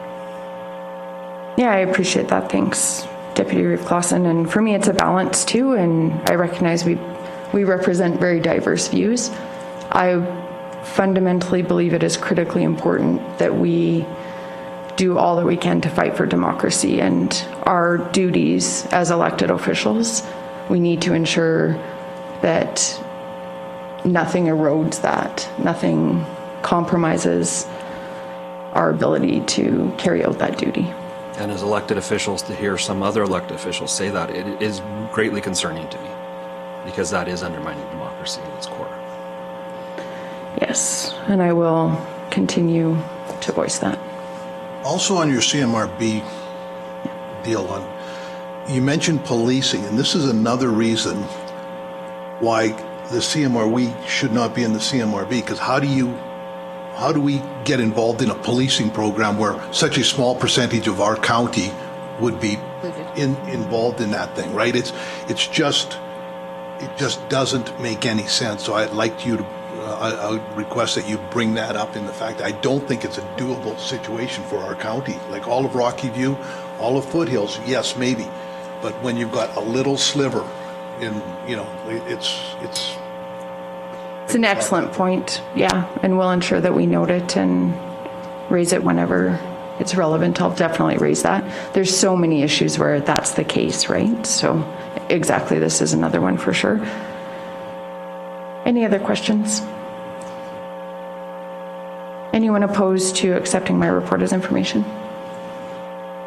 Motion is carried. We'll move to 3.2, Deputy Reeves' report. Thank you. Pretty much everything's here. Talked about MLA. Here's Darlene meeting. Muirfield HOA board meeting. We're just in the transition, getting everything moving forward, taking some what's the exact term? Matt, I can't remember. Not the amalgamation of the boards, basically, and the ramifications of that. There's just some things to clean up there. Amalgamation of the condo boards into one HOA. Sorry, I was blank there for a sec. WRC, we had a meeting January 19th. The usual operation of min sports. We did bring up the discussion of the board makeup, and a motion was followed to reduce the membership down to 3 board members, and I say which was carried, although not unanimous. So that brings, we have to figure out what we're going to do as council, and I guess I should have added it to the agenda and I did not, but we have to, because there's a meeting tonight for a budget meeting and their motion was effective the very next day. So as of there, they only expect one person at a board meeting. So I apologize for that. I should have brought it forward and had it put as an addition to the agenda. Don't know how we want to deal with that. I think we can deal with it through your report. Okay. I have instantly questions. I would imagine there would be, yes. So it's already effective. They made it effective January 20th. Okay. So, right off the top of my head, a couple of questions. Yeah, I just have a couple questions first, and you might not be able to answer them. They might be more to administration, but just in terms of agreements that we're in with WRC, shareholders agreements, user agreements, I'm not prepared to even ask the question because I don't have that file handy. Actually, it's beside me, but I won't pull it out. I guess I might want our administration just to look into how that works with sort of our current agreements that we're in with the WRC, given that we, in those agreements, I believe, had 2 appointed elected officials representing Wheatland County. Part of it is just a process thing. If the board is going to amend that, how we amend agreements that we might be in. I would think it might have been prudent to have some transition time so that we could explore those documents and how they be amended with the board actions. Second question, I know administration had done some work on an RFD, just outlining some of the rationale for different board compositions and makeup. Was some of that sort of rationale discussed? I'm just being very transparent. I'm concerned with moving to 3 board members for some of the reasons that were outlined by administration in the RFD that came to our council. And I'm recognizing that WRC is completely autonomous, but also recognizing that we're in legal contracts and agreements with them. Maybe Glenn wants to speak before I answer some questions. Yeah, so my concern, just so I'm very clear around the 3 board members, I just really want to see effective governance. And it does affect my ratepayers who are obviously looking for an essential service at the best price. And I think that it's so critical to have good governance around that. Councillor Kester, you had comments? Yeah, it was discussed at the board that WRC is just down to the build is done. All the phases are done. There is no more expansion to be done. It's just setting budgets, making sure everybody's following the budget. Just the governance piece. So the board felt that 3 was enough. I look at Wheatland County. I don't know in 20 years if we've ever, more than a couple times, ever had a fulsome discussion on water provisions in the county, and we set the budget at our annual budget. There isn't like we talk about it a lot. So that point being said, and also it was brought up at the board that when we were building, the board had 5, but there would be anywhere to 20 people there at a board meeting. There was a separate board, the technical board. These boards are all struck with the board, the 5 board members deliberating that and striking more boards, getting help from the municipalities, redrawing on all the resources that are there. Yes, this is an autonomous board, but every member on the board is a councillor in the municipality, and the municipalities are there to help for whatever needs help. So I didn't see a problem with the 3. It's a cost thing too. The board is the price of water. We have very little control over the price of water. You got to pay your bills. And what's left, that's the price of water. There's not much you can do about it. So yeah, I don't know if there's any other questions, but the board had a good discussion about it, I thought. And the other two municipalities, they were quite adamant they would not support anything but a 3-member board. So yeah, if there's any questions, I'll try and answer them. But there was a lawyer. The lawyer reports, yeah, you can do whatever you want. I think, I don't even think the county, I think, might use 30% of the water. Standard uses 42% of the water. So on a water sourcing question, yeah, we don't even use a third of the water. That's including Rosebud and Volusia. Councillor Baker? Any questions?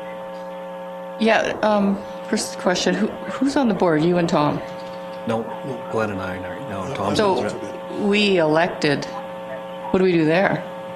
Yeah, that was my other question, yes. For our organizational meeting? So I can clarify there. So at the board, well, all the information we had at council here was presented to the board. There was also a letter from Standard and a letter from Rocky Ford that they wanted to go down to 3. So all our information was there. There was one member of the board that didn't necessarily like what the county put because it wasn't an option that WRC put forward. So But weren't they asking us for suggestions? They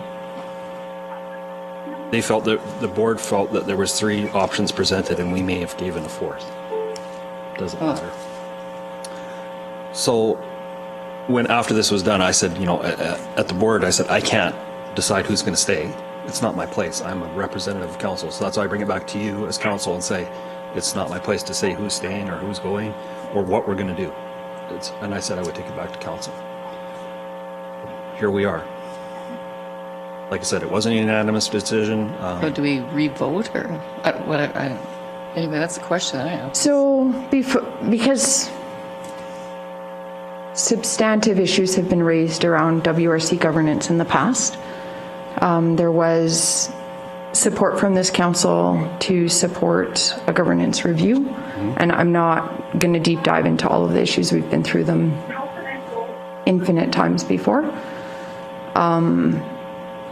I have serious concerns, and I think the very first thing, and I don't know if there's council support, but I would like to have a legal review.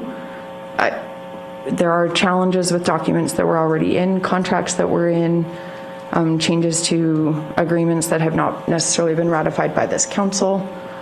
Yeah, I'm sorry, like I've just taken like a 10-second look, but it does, I mean, we are in a shareholders agreement, which looks like a pretty heavy legal document, where it clearly states Wheatland shall nominate and appoint 2 directors. There is a clause under 33 under dissolution of a shareholder, which speaks to if a shareholder is dissolved or ceases to exist, which I'm not sure has like it didn't dissolve or cease to exist, but I understand they are withdrawing from the agreement. To me, the agreement needs to be renegotiated if there's changes to it. It does explicitly state in this document, and again, I haven't read all of this or reviewed everything, but on page 12 of the document, also under 33, it says in the event that an agreement cannot be reached amongst all of the shareholders, the same shall be settled by arbitration in accordance with the Arbitration Act of Alberta.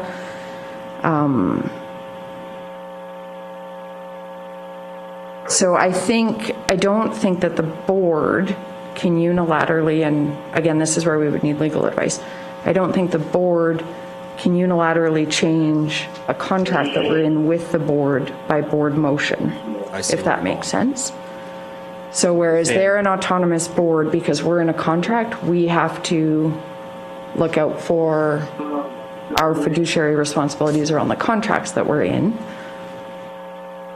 without infringing on the autonomy of the board. I recognize that. So What's the thoughts on having legal look at it and see what should or could be done? I'm seeing a thumbs up. Yeah, I think it's a good idea. The board's already got a legal opinion. They paid for a lawyer. That was the lawyers said you could do it. There was several options that the pay another lawyer put forward. Yeah. I wouldn't mind that They all can being be done. forwarded to administration, but I wouldn't mind just for our own municipal interests. And I realize it's an expense, but at times I do think that it's a prudent expense. I see where you're saying. So the document that we have, the agreement that we had wasn't the board members. I don't think the board can amend this. Municipalities. It was so yeah. And maybe that lawyer didn't take into consideration our shareholders agreement. Councillor Laverson. I would suggest if we can get a copy of that legal review that Glenn is speaking of, have administration take a quick look at it and then make the determination what type of legal opinion we might want to get afterwards. Whether, I mean, if administration looks at it and says it's sound, maybe we don't need to. Administration might say, yeah, maybe we should get our own opinion. I think that might be, before we start spending My a lot of money on preference, legal opinion. so could we consider a motion directing administration to have a legal review at their discretion? I'm just thinking timeliness, because like if they look at it and it's rock solid and they've considered every document, and I agree with you. I would totally. But I would like today, I'm just concerned given that there's a meeting tonight, and I didn't understand that this was. It's just a budget meeting. But. Just a budget meeting, though. That's like the most critical thing to my Gleason ratepayers. Yes. Okay, so I would, if it's appropriate, I will make a motion that administration receive a copy of the legal review that's already been done, and after their review of it, they may seek further legal opinions at their discretion. Are you guys okay with that? Okay. So who decides who goes tonight? Well, we're in a contract saying we send two. Like, I honestly don't think the board can do that. And that, I'm no lawyer, but. I have no idea. And that's without deep diving into anything. I think we can send two. That was what I was going to, I would say. I don't think there would. If one gets told they can't come, well, we'll deal with that as it comes along. Right. But I would at least send two. I'm sure there'll be questions if two show up. And that's okay. And I'm not trying to overstep. I'm simply, we have a responsibility to look out for the contracts and policies and bylaws that we pass. This was all done contractually. Like these are legal documents. I just think we have to be very cautious. And I get what you're saying, Scott, but honestly, if we send one, we've already acquiesced to that we agree with their opinion. Okay, so if we send two and one gets sent home, that's okay. Charge your per diem too, but I think it's important that we send both until administration has a chance to review that opinion and give us some advice as to which way we should go. Has the administration had a official notice from the administration of WRC? Oh, there we go. No, we have not received one. Okay. Okay. I don't think there's a problem with two going. I've gone all the while as an alternate and nothing's ever been said. So, granted, just one vote. If it comes to a vote, it's just a budget meeting. I don't know if they can pass the budget or not. If it's a special meeting, probably. I don't know if they'll get to that point or not. So are you saying that we go, but there's only one vote? I would suggest Well, it might come down to that. I would suggest that we would need to state a strong opposition to that, given that we're in a contract that explicitly states we have two voting members until that contract has been amended, either through agreement or through arbitration or whatever. Like, I wouldn't anticipate it would need to go to arbitration, but there is a clear outline of how it would need to be amended. Many of our documents with WRC are out of date. I really don't want to deep dive. I literally don't have my file. It's this thick and it's at home. This council has had substantial conversations around significant issues. I think we would need to maintain that we have 2 votes until there's a different contract.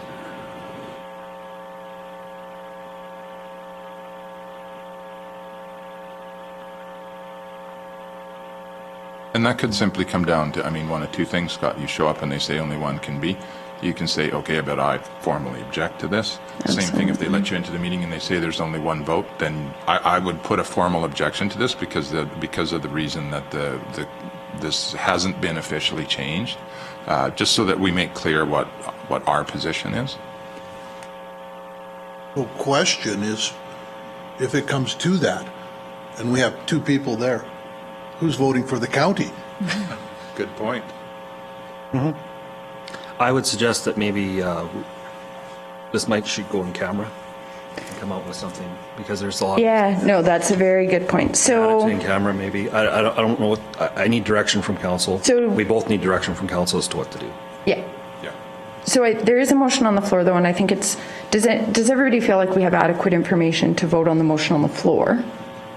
I'm saying yes. Which is to accept the report as presented? The current motion, Oh. Deputy Reeve Clausen hasn't moved to accept his report, but Councillor Lawerson has a motion on the floor directing administration to acquire a copy of the legal review that was done by the board, review it, and if they deem it prudent, to seek a legal opinion on behalf of Wheatland County, like specific And for us. Exact wording was at their discretion. At That's their fine. discretion, exactly.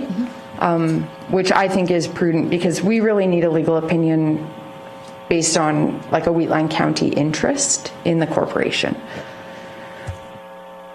Does everybody feel like they have adequate information to vote on that motion?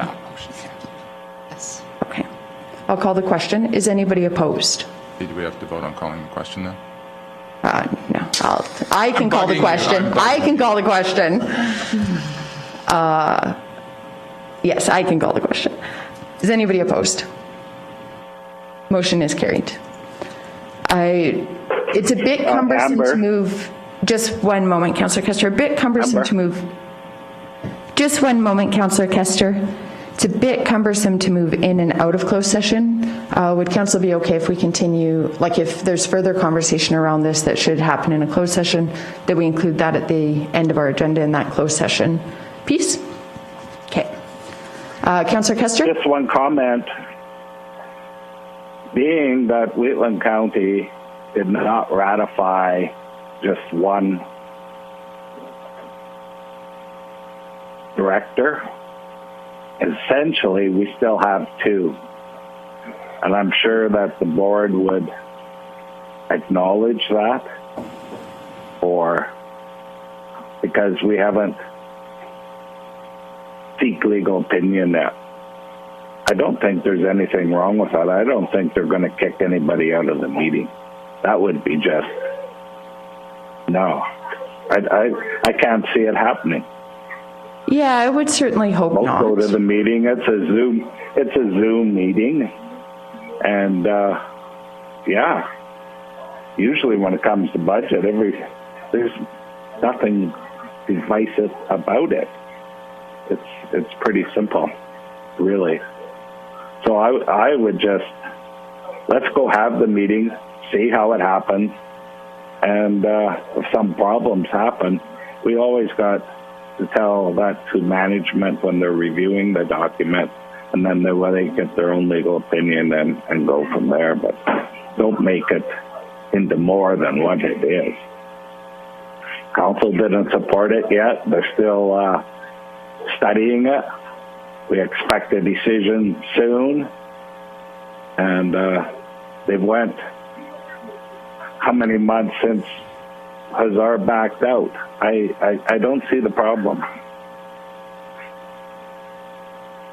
Yeah, and I don't think we're making it more than it is, just trying to react to a board decision. I would wish I could agree with Councillor Kester. However, the board made sure it was effective the very next day. That's where it was concerned. Yeah, that's definitely challenging. There was no to be reviewed, to be anything. It was pretty much let's move forward. So if the board has this, because it's a four people, if it's a stalemate, the way it sits right now is the chair cannot vote. So that takes, there's a lot to be discussed. Yeah. So. Okay. We will continue this in closed session. Perhaps a motion to accept your report as information. I would like to make a motion to accept my report as presented. Are there any other questions for Deputy Reeve Clausen? Is anybody opposed? Motion is carried. We do have an 11 o'clock appointment. Is Ms. Farndon with STARS on the line? I am here. Good morning, Glenda, and welcome. Thank you so much. Thank you for joining us. We do have I'm your... pleased to bring you an up. Go ahead, sorry. Oh, I just was going to say we do have your presentation in our council package, and our administration will be scrolling through it for council as well. That's perfect. So I will just indicate when we go to the next slide then. Perfect. Thank you. Okay, well, thank you very much for this opportunity to bring Wheatland County annual update. We certainly appreciate your continued partnership. Excuse me. So starting with slide 1, first, I have included some previous information that was presented for the benefit of your new council, as well as exciting new happenings which will enhance STAR's ability to provide critical care anywhere. Next slide, please. The COVID-19 pandemic continues, and STARS remains under strict protocol to protect our operations. Our transport physicians continue to provide critical care guidance and assist local healthcare professionals with airway management, ventilation, and resuscitation procedures. And we continue to see a rise in stress-related types of missions like heart attack, stroke, drug overdose, with approximately 1 in 5 missions being COVID-related. Are you able to hear me all right? You bet. Thank you. So next slide, please. The pandemic has impacted our revenue in all funding areas. The long-awaited HEMS review released by the Government of Alberta posed several recommendations regarding STAR's service for Albertans. But at this point, these are only recommendations. Government has indicated they will continue with consultations before making any final decisions. So in the meantime, they have extended the same 20% government funding for STARS this year. During these most challenging times, as the demand for STARS is increasing, in addition to assisting with the pandemic, we must continue to fundraise 80% of crucial operational funds. The pandemic has forced us to think outside the box and be proactive. We identified operational and fundraising efficiencies, sadly had to downsize staff members in affected areas like events across all 6 bases. The STARS lottery is our single largest funding source for STARS. And because of this, we went ahead with the lottery despite the pandemic. And we're indebted to every Albertan. The 2021 lottery sold out, and the 2022 lottery is underway right now. The calendar campaign significantly decreased with inability to travel to rural communities. So municipal partners offered to help, and calendar sales were available this past year at many town offices across Alberta. There's an unforeseeable future for our mainstay events. STARS cannot exist without community support.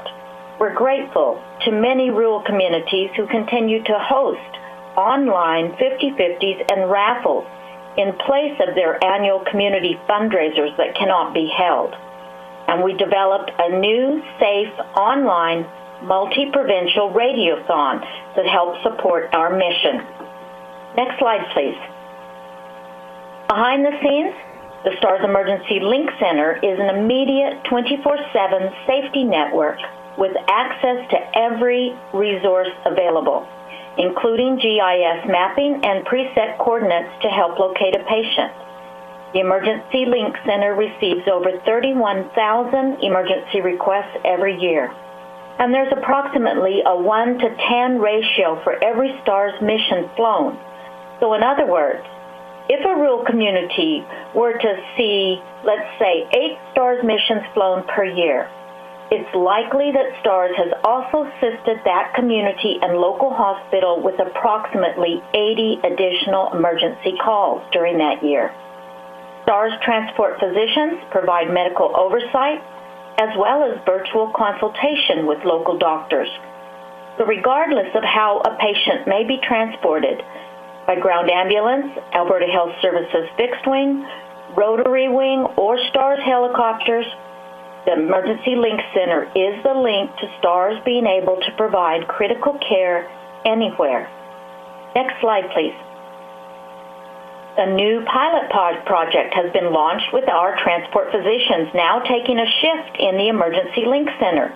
It is proving to be extremely effective. STARS crews administer critical care while en route to the hospital, and our transport physicians are saving precious time on the back end by coordinating the complex logistical arrangements with the receiving hospital. So, for example, scheduling neurosurgeons, the cardiac cath lab, and CAT scanners. In time-dependent cases like a brain bleed, minutes count, and physicians are now able to make face-to-face decisions virtually using real-time diagnostics, which results in the immediate direct delivery of critical patients to the operating room. This is a game changer. Next slide, please. Let's look at a 5-year mission overview for Wheatland County. We continue to see the mission rate increasing across the entire province. Included are critical interfacility transfers from your local hospitals that serve your residents, offering a sense of what's happening in your area.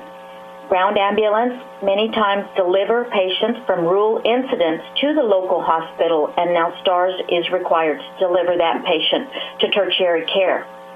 Overall, we see an average of approximately 34 missions per year in your area. Approximately 35% is interfacility transfers and 65% rural scene calls. Overall, this would represent over $240,000 in service value annually to your residents and area.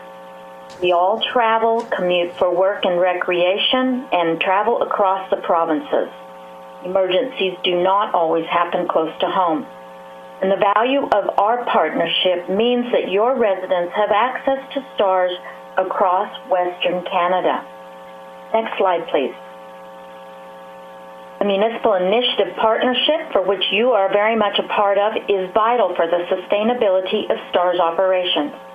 Green areas represent a municipal supporter, including into northeastern BC. Alberta municipalities recognize STARS as an essential service and, like you, a vital asset of the emergency protective services that you provide for your residents. Approximately 90% of Alberta rural and urban municipalities are united in regional partnerships, like Wheatland County as one of our regional champions, meaning that you are partners with the town of Strathmore and the villages of Standard, Rockyford, Hursar, and your rural neighbors. We thank you for that. Commitments are pledged on a per capita basis or an annual fixed rate on standing motion. They can range up as high as $90 per capita or fixed dollar values that reach over $200,000 per year. We thank you for your commitment that helps to generate over $2 million per year in sustainable funding for STARS operations. And the 7 municipalities that you see outlined in the red boxes have reached over $1 million in cumulative support over the years. So we are very grateful for unwavering partners like you. Next slide, please. Massive undertaking of a $138 million fleet campaign seemed almost impossible, and not knowing at the time that we would also be amid a global pandemic. Federal, provincial, and municipal governments have embraced a vision of a fleet of H145s to serve Western Canadians for decades to come. It's awe-inspiring the support that we continue to receive for the fleet campaign from corporate, dedicated individuals, and approximately $1.8 million to date in voluntary fleet gifts from municipalities as well. With anticipated proceeds that will be yet to come from the sale of our previous aging fleet, this means that we stand now with some very recent gifts just confirmed last week. We're at about $3.5 million remaining. So our fleet, our fleet campaign continues. One moment here. And next slide. The new Airbus H145 is breakthrough technology. It outperforms our previous BK-117s in speed, range, and fuel efficiency. It has advanced avionics to reduce pilot fatigue, especially beneficial in back-to-back missions. The unique Fenestron tail delivers increased maneuverability and decreased noise and vibration. The new 5-bladed system also has lift and load capacities that are increased and extremely beneficial in your complex terrain areas. We're excited for the final 2 H145s to arrive in the coming weeks. One will be for the northern base out of Grand Prairie and the Edmonton base. Your area is currently being served by the new H145.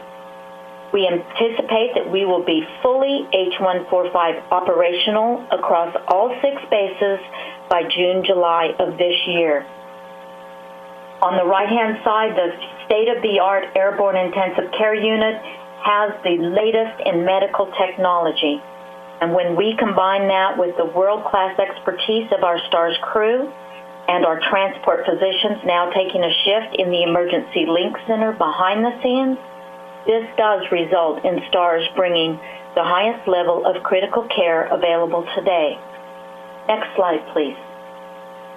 STARS was born out of necessity. We've been serving Albertans since 1985, more than 45,000 missions flown to date, and at no cost to our patients. A life is saved every day, and partnerships are what make this possible.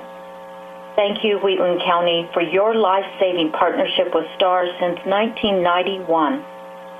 Thank you for your ongoing support and for your new standing motion of $2 per capita to provide STARS as a line item in your annual budget. With the increasing demands for STARS, your partnership is vital to STARS' very existence.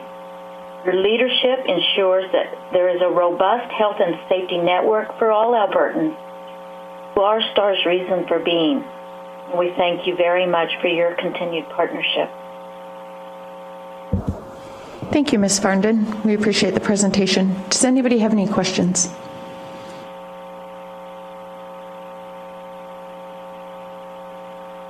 I did, but I can't find it. I think you have provided great information. We want to thank you for your time. Thank you so much for joining us. Thank you as well, and I very much look forward to seeing your council in the near future in person. You bet. Thank you so much. A motion to accept the presentation as information. So moved.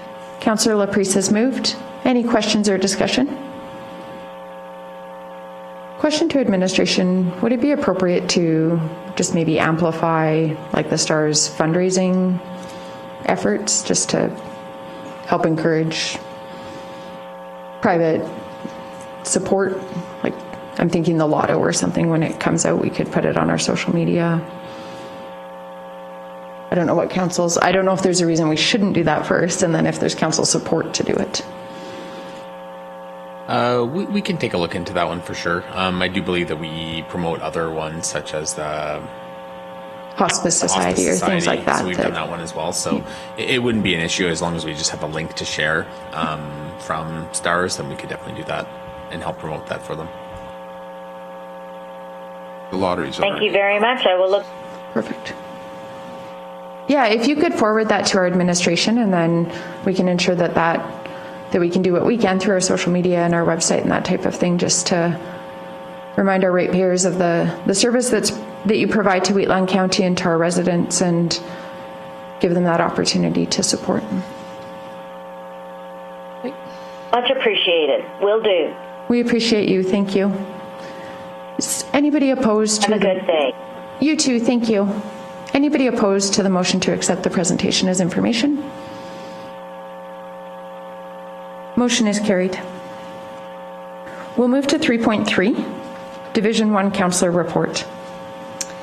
Thank you. So I did want to comment on the Strathmore and Wheatland Chamber of Commerce BEA Awards, Business Excellence Awards.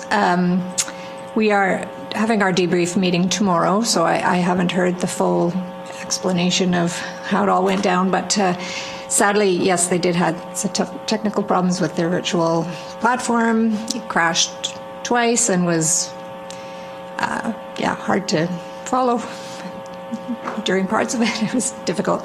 It did look like a wonderful event. Had it worked, or had it been in person, it would have been amazing.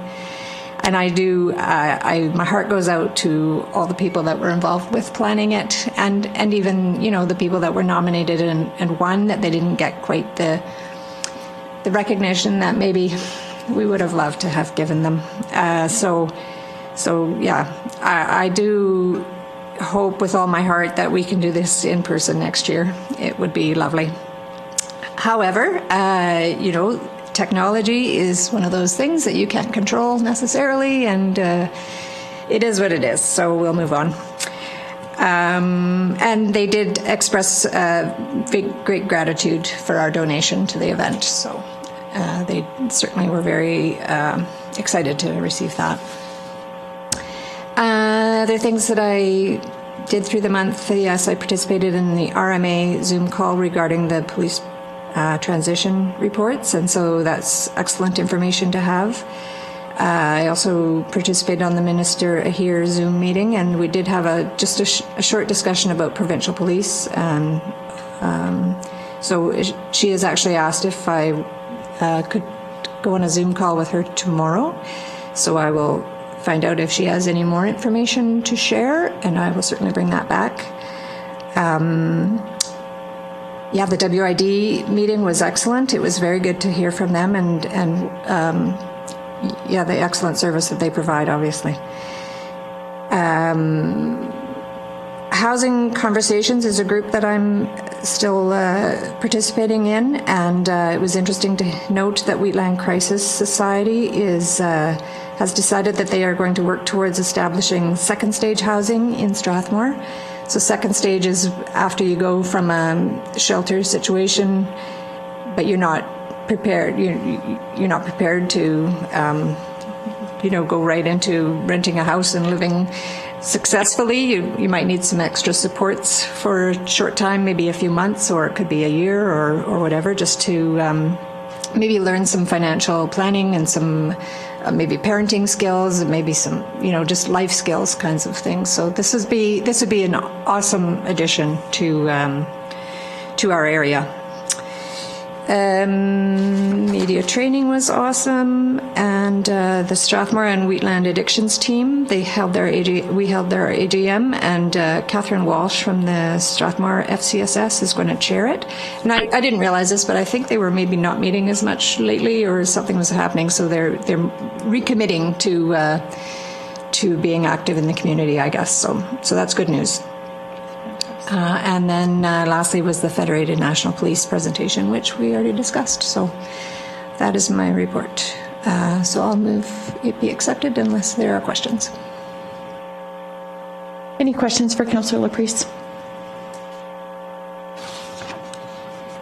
Anybody opposed to accepting the report as information? Motion is carried. Thank you. We'll move to Division 4 Councillor report. I don't know. I think. I apologize. I was looking here. We will. There is not. Go to Division 3. Well, you can verbally update. I apologize. Yeah. I think they took out more than my gallbladder. Actually, I think they went a little too high. Because of surgery, I didn't do a whole bunch. I went to WFCSS meeting, did the media training, went on the Zoom calls for the HERE and policing. And next level signage, looking good, looking really good. I'm quite excited about that. Yeah, and that's about it. So I'll move my verbal report as presented. Excellent. My Apologies. apologies. This is the first time I have ever left. No, and my apologies for, I need to look at my paper agenda. Any questions for Councillor Bigger? Anybody opposed to accepting the report as information? Motion is carried. Now we'll move to Division 4. So my report is on the server. Donna stole my big one on the next level signage meeting. I am truly excited about it. They're going ahead. I think they're staking the sites here so first thing in spring, I would think that we'll be seeing something. The only other thing I want to bring attention to is on January 19th, I went to a Wheatland Housing Management Board meeting and I was barred entry. So via information here. So on January 10th, I received an email from the CAO saying that the location was going to be moved from the lodge, and I agree 100%. I don't believe that we should be having any more traffic in the lodge than is absolutely necessary. The email stated that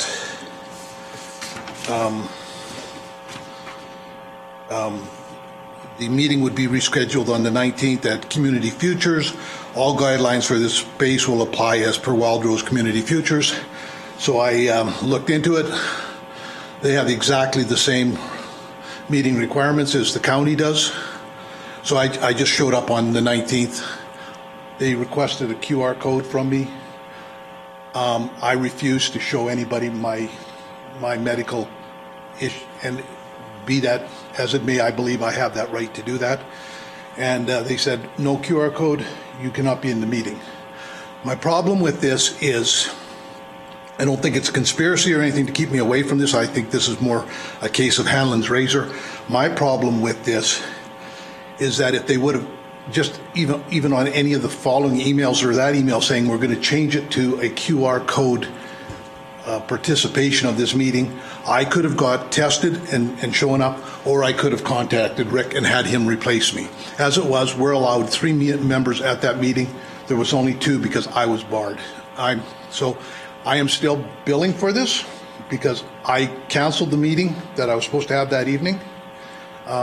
Strangely enough, the reason that meeting was postponed was because the CAO, who is double jabbed and boosted, came down with COVID, which is one of the reasons I don't think we should be having meetings in the lodge. So I did everything in my power to make this right, and I'm very disappointed no one's reached out to me, apologized to me, or anything else like that. It's just, I did everything that I thought I had to do. I did my due diligence, and when I was turned away, I was more than shocked. I was like absolutely mortified. I was going to argue because I knew what the policy of the space was, and then I decided that that would not look good on the county. So I just turned around and walked out. And I think that's it. Anybody has any other questions about my report? I'll gladly answer them. And if not, I move my report. So Councillor Eichert did add this to the agenda under closed session because we do share governance with our regional neighbours for the Housing Board, and out of respect for the intergovernmental relationships there. I think it's important that we're transparent, but we need to balance that with respect for those relationships and for our shared governance at that board. I have serious concerns about this, but I would prefer to discuss my concerns around it in that closed session. Clarifying question though in open session, was there a provision for you to access the meeting through a hybrid nature, through a virtual meeting or anything like that? Was that offered as an alternative so that you could fulfill your duty to govern the board? Short answer, no. Just a clarifying question. Who would have barred you? And I don't need a personal name, but was it staff or was it another board member or a chair? It was staff that was manning the QR reading machine. If it makes it easier, Tom, if you want to, until this matter gets settled, if you want to just delegate me, if that makes it easier for you, I'm happy to do that. I'm happy to let you do whatever you think's best. I'm just making that offer if you want it, okay? Just reach out to me if you want. And I understand that, but I think there's a bigger issue here. I agree. I believe that elected members of council that are on a board should be allowed to somehow participate in that board meeting. Remember what I said first, until it gets set. Yeah. I'm not saying, I'm just until. Yes, If it makes it easier for governance and making sure we have right representation, I'm just offering it to you. I'm not telling you anything. And if I would have been given forward and any notice beforehand, I would have done that. and I assumed that I could, because I did due diligence, I assumed I could attend. Yeah. It's just an offer. Okay. Yeah, I'm going to reserve any other comments for closed session. Any other questions?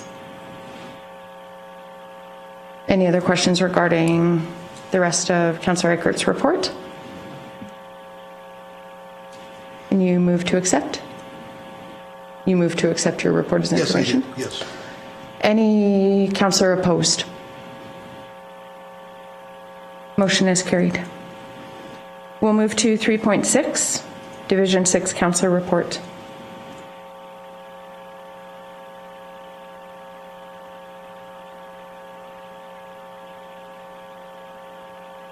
Councillor Kester, if you're speaking, you may be on mute. I'm here. I finally found the button. Sorry about that. You owe $1 to the Hospice Society. That's my go-to now when someone's talking and they're muted in a meeting. Or a charity of your choice, but I highly recommend the Hospice Society. Okay, my report's on the agenda. There's also two letters in the information package I would like to speak to. I thought it more appropriate just to leave it there and talk to the letters in the information package. Outside of that, if there's no questions, that's my report. Any questions for Councillor Kester? Just clarification, Derek Weiss? Who is that? So I was at a South Regional ASHA conference, and the assistant DM was there, and I asked him a question about building a new lodge, and he put me in touch with, and I know who she is. It was Linda Cuppins was also at the meeting, and she's the one in charge of capital financing, and she recommended Derek Weiss as someone that we could greatly benefit from his expertise. I asked about somebody else, and she just looked at me in the eye and said, Derek Weiss is very good at what he does. So I contacted Derek.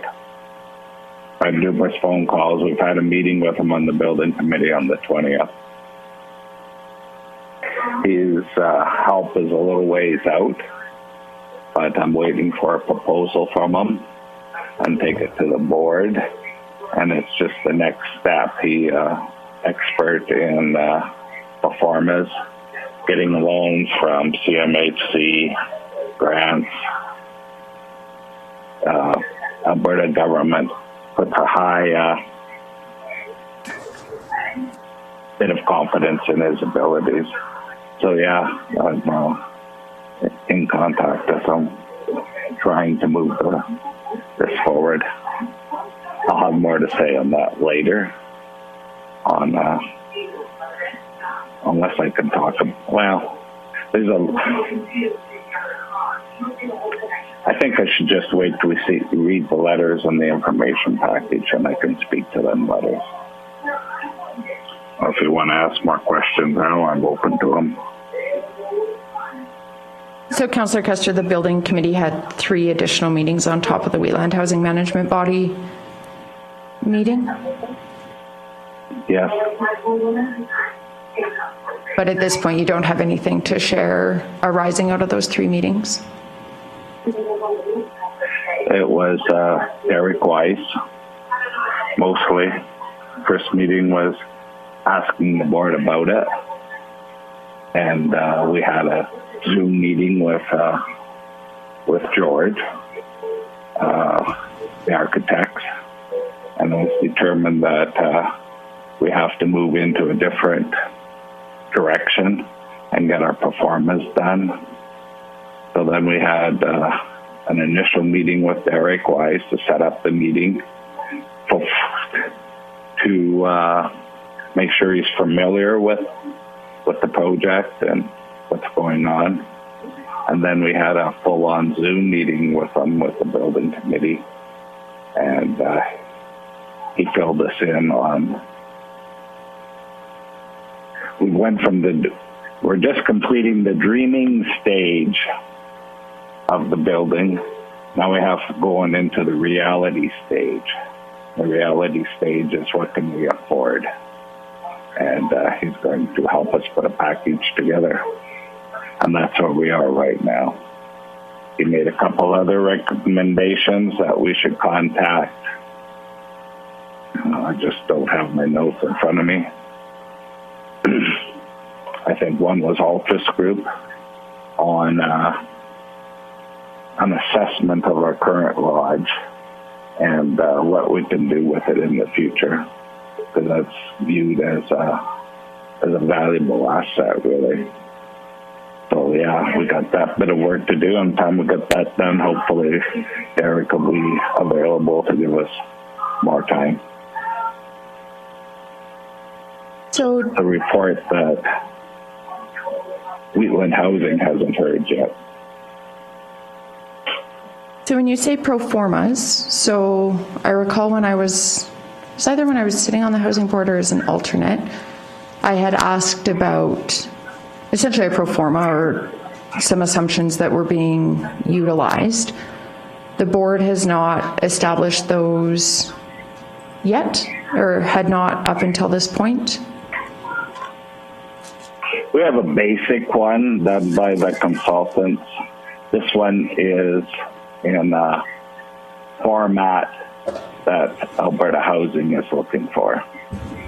So we can back up a little bit.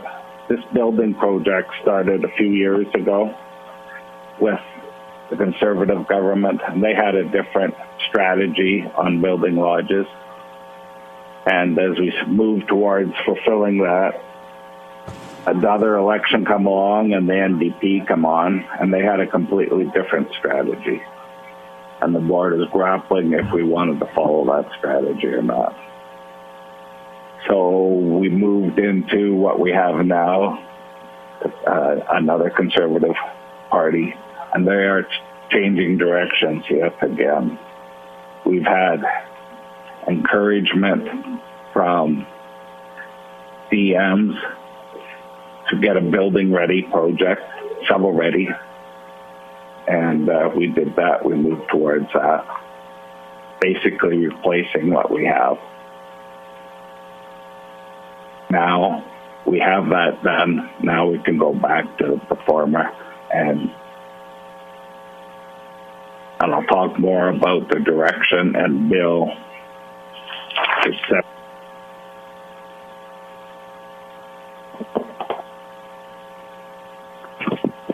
Would it be possible for the basic, I'm not sure, like the basic pro forma that you referenced, could that be shared with council? Whether it be like in a closed session or publicly, depending on the level of confidence at the board level, just so that we have some sense of the financials that the potential proposed project is being based on?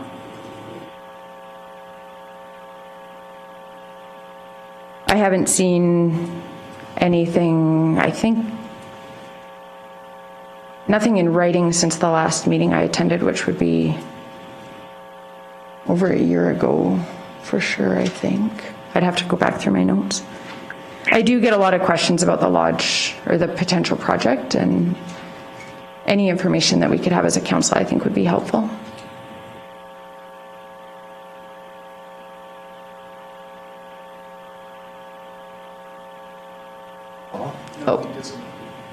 Oh, okay. My apologies then. We can follow up on that perhaps when Councillor Kester reconnects. Can administration just let us know when you see Councillor Kester back on? And CEO Henderson, would you be able to just contact Councillor Kester and see if he's able to rejoin us? Yes, for sure. Thank you so much. We'll maybe just move to the division. Hello. Oh, wonderful. Welcome back. I don't know what happened. I just been talking away, then I noticed a little red button isn't on my phone anymore. So I Councillor don't know what you Kester, heard or not heard. yeah, we heard, I'm trying to remember the last thing that we heard. We heard that you do have some basic, sort of what was going to be the foundation for your pro formas. I had asked if it would be possible to share those with council.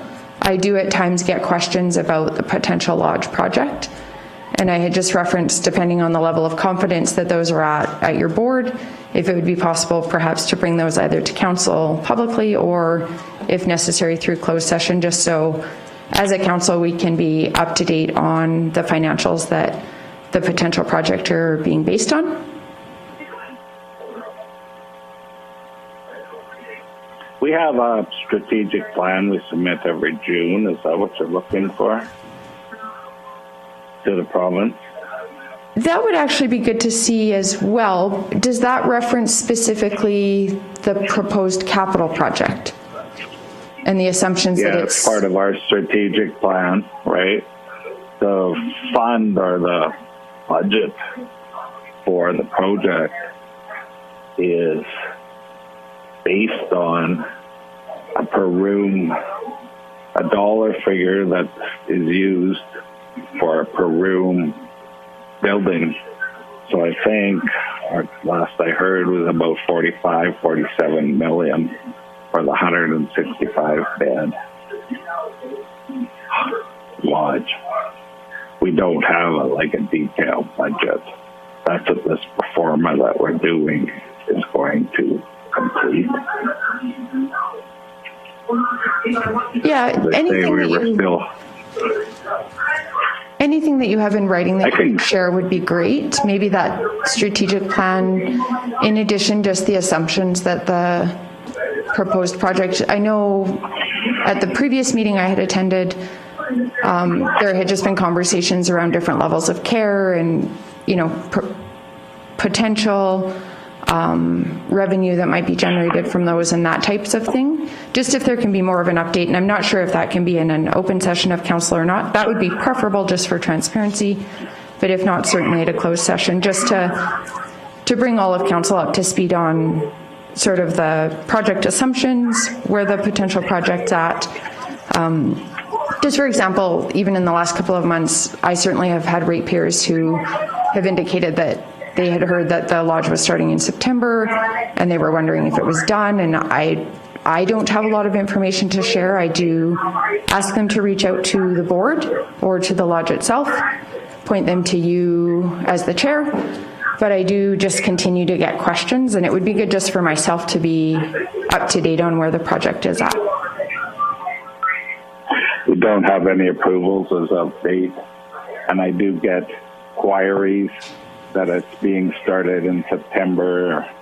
I have to tell them we don't have approval yet, and move slowly. There's a lot of desire to have a new lodge in the community, and there is the rumor mill out there. I'll have to say it, but no, we haven't said. Only thing that we've ever said is we're shovel ready and we can be on the ground in 2 months, but we haven't got approval yet. And I have to leave it there. Does the board have, like, I'm curious too, because the capital project is one thing, but then questions have also arose historically around sort of the forward operations of a potential new lodge. Being shovel ready, are you able to share sort of what those financials look like in terms of operations and how, leaving the capital aside, has that all been analyzed? I just honestly have no clue if a new lodge, I imagine there might be some efficiencies that could be found in terms of utilities. Are there additional costs? We have heard potential like debt servicing depending on what model might be considered for the capital portion. Just wondering if there's in writing some financials that could be shared, at least so that council has an understanding, so that when we're getting questions from ratepayers, we know what we can share, how we can address, being one of the municipalities that is a partner in Wheatland Housing Management Body. It's always easier if I have the solid financials that sort of the capital projects being planned on, recognizing that there isn't approval at this point for the capital build. We've just taken it as comment from the architects that operationally wise it should be cheaper or the same price as to operate a new lodge as the old lodge. The maintenance costs aren't as high. If anything, it's more efficient as far as heating and electricity and all that kind of stuff. The food is the same. On the extra beds is what we're awaiting from AHS if we are going to build them or not.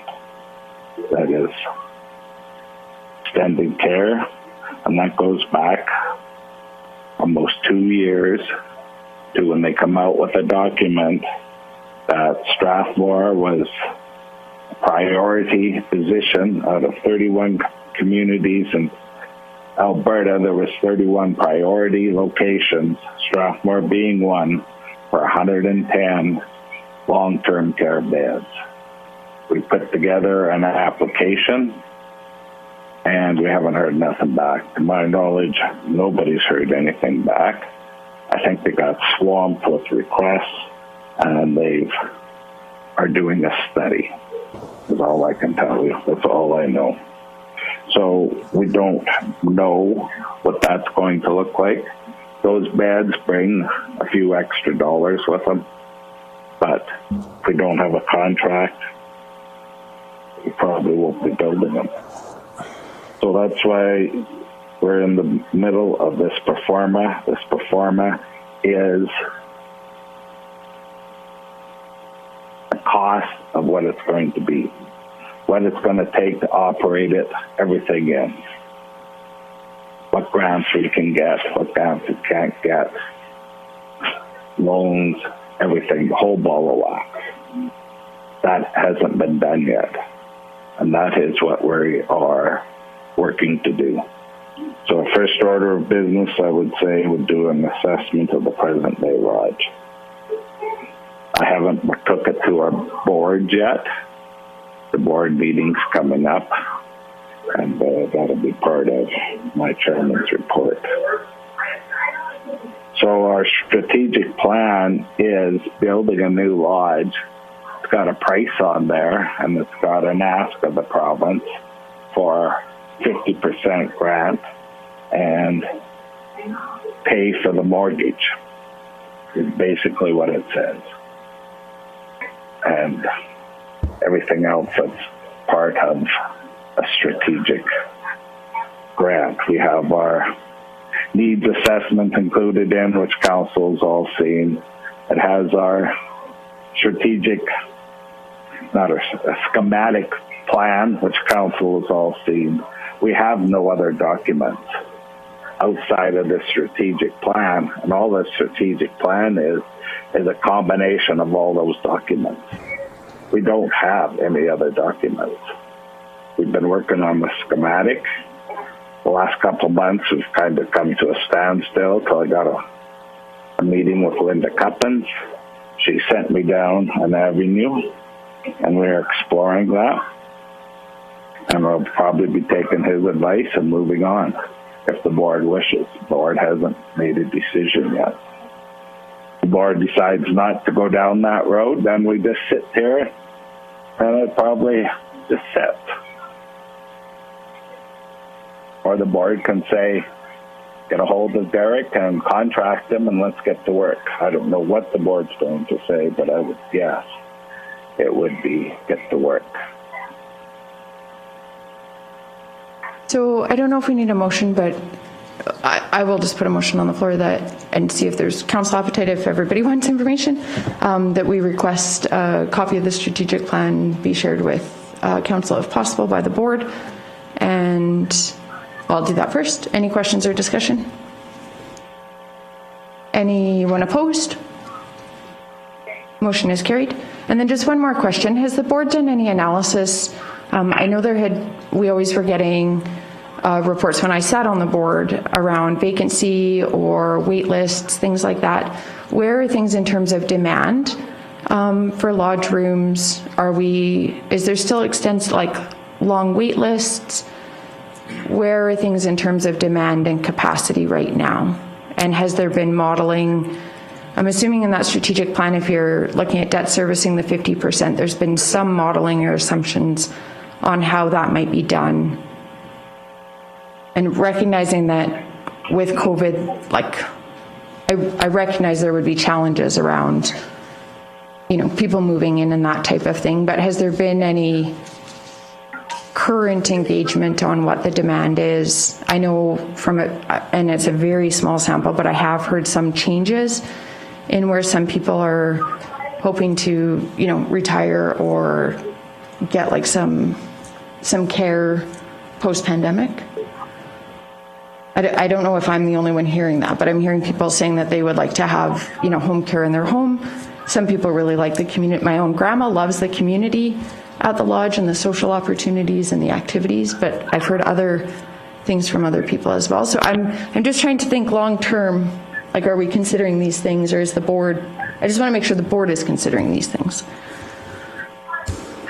So long term, we have a needs assessment, and there are a lot of seniors in the Strathmore, Wheatland County area, and they are growing at the highest rate in the whole province. Our average age of moving in, I think, is about 87 years old. They can't look after themselves at home anymore, for the most part, or they want to come to the lodge. We had a long wait list, and COVID come, and the wait list is gone now. People don't want to move into the lodge and be in that setting when you hear on the TV and all the bad things about living in a lodge, being locked down, people don't want to move in for that. And then people that are living in the lodge require more care and they have to transfer out. So last I heard, I think we had 6 vacancies.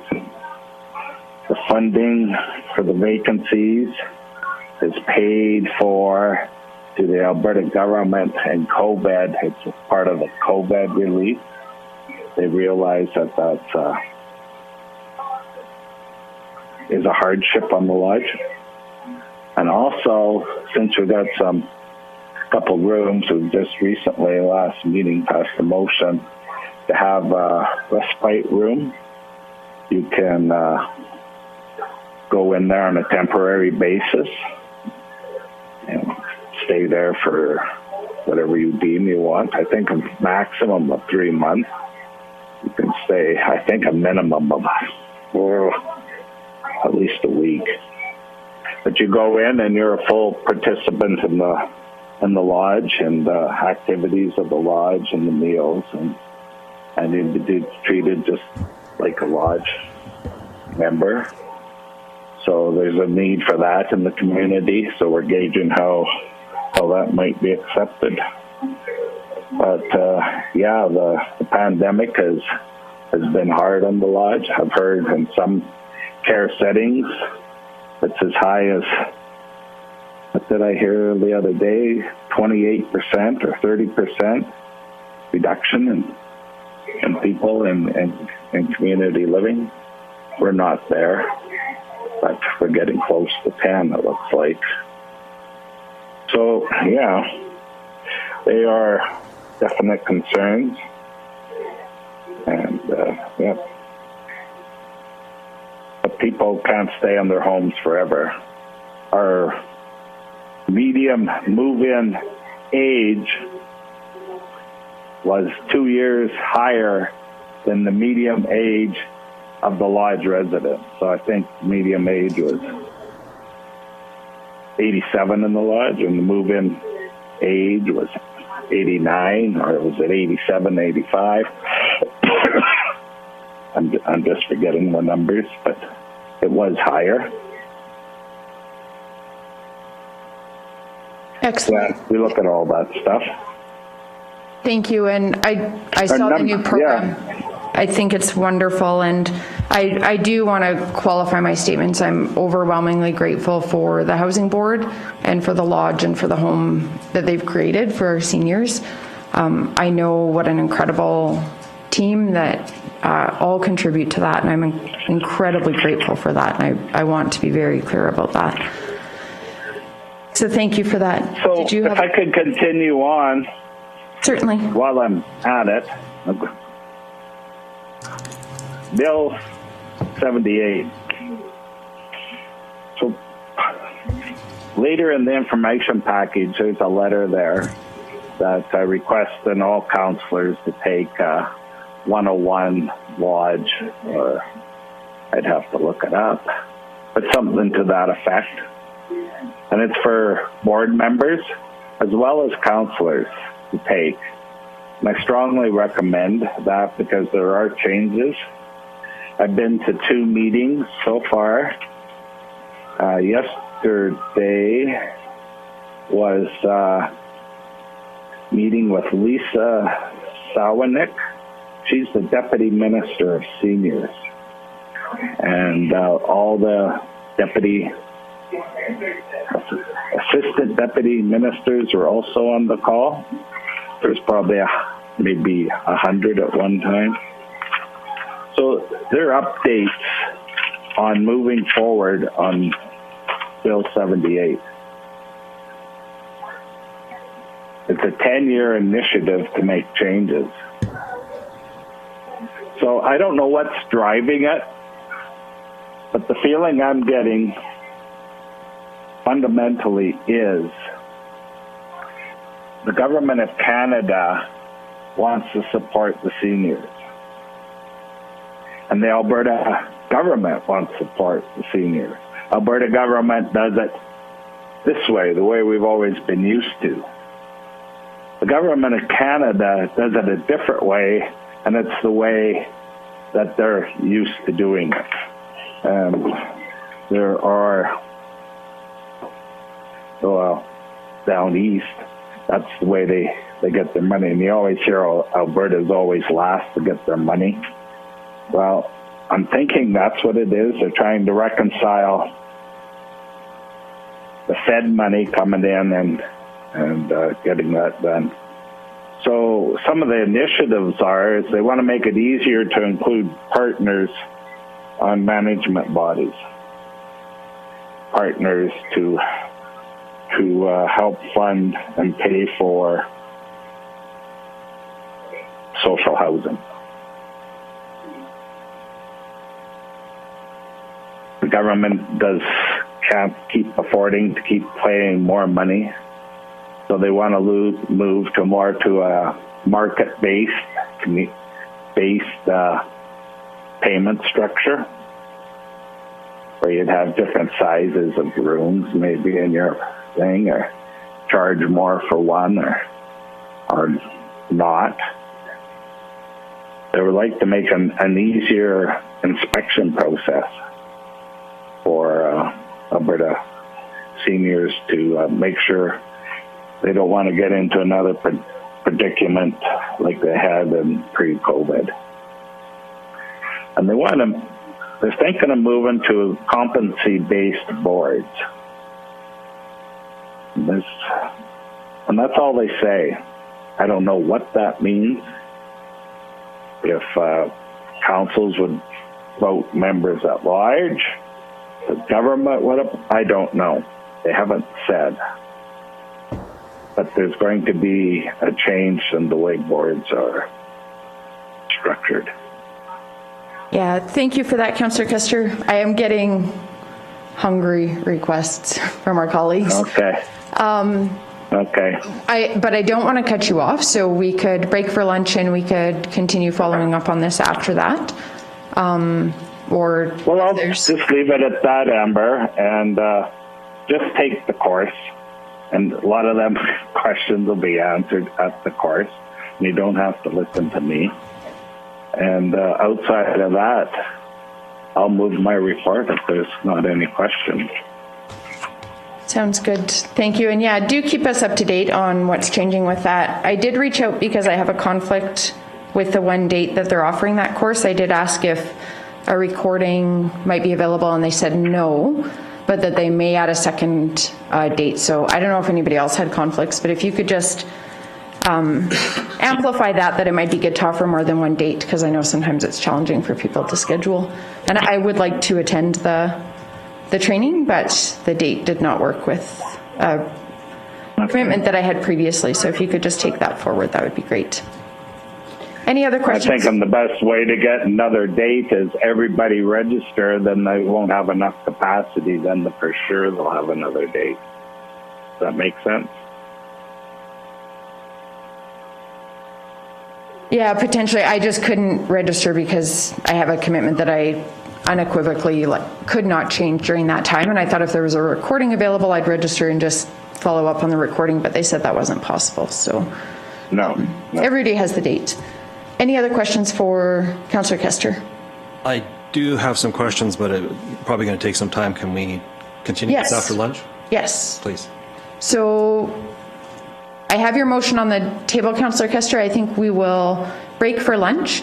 We will reconvene at, is 12:45 good for everybody? Okay, so we will end the conference call and we'll restart it at 12:45. We will recess the meeting. Thank you. Thanks, everybody. Okay, bye.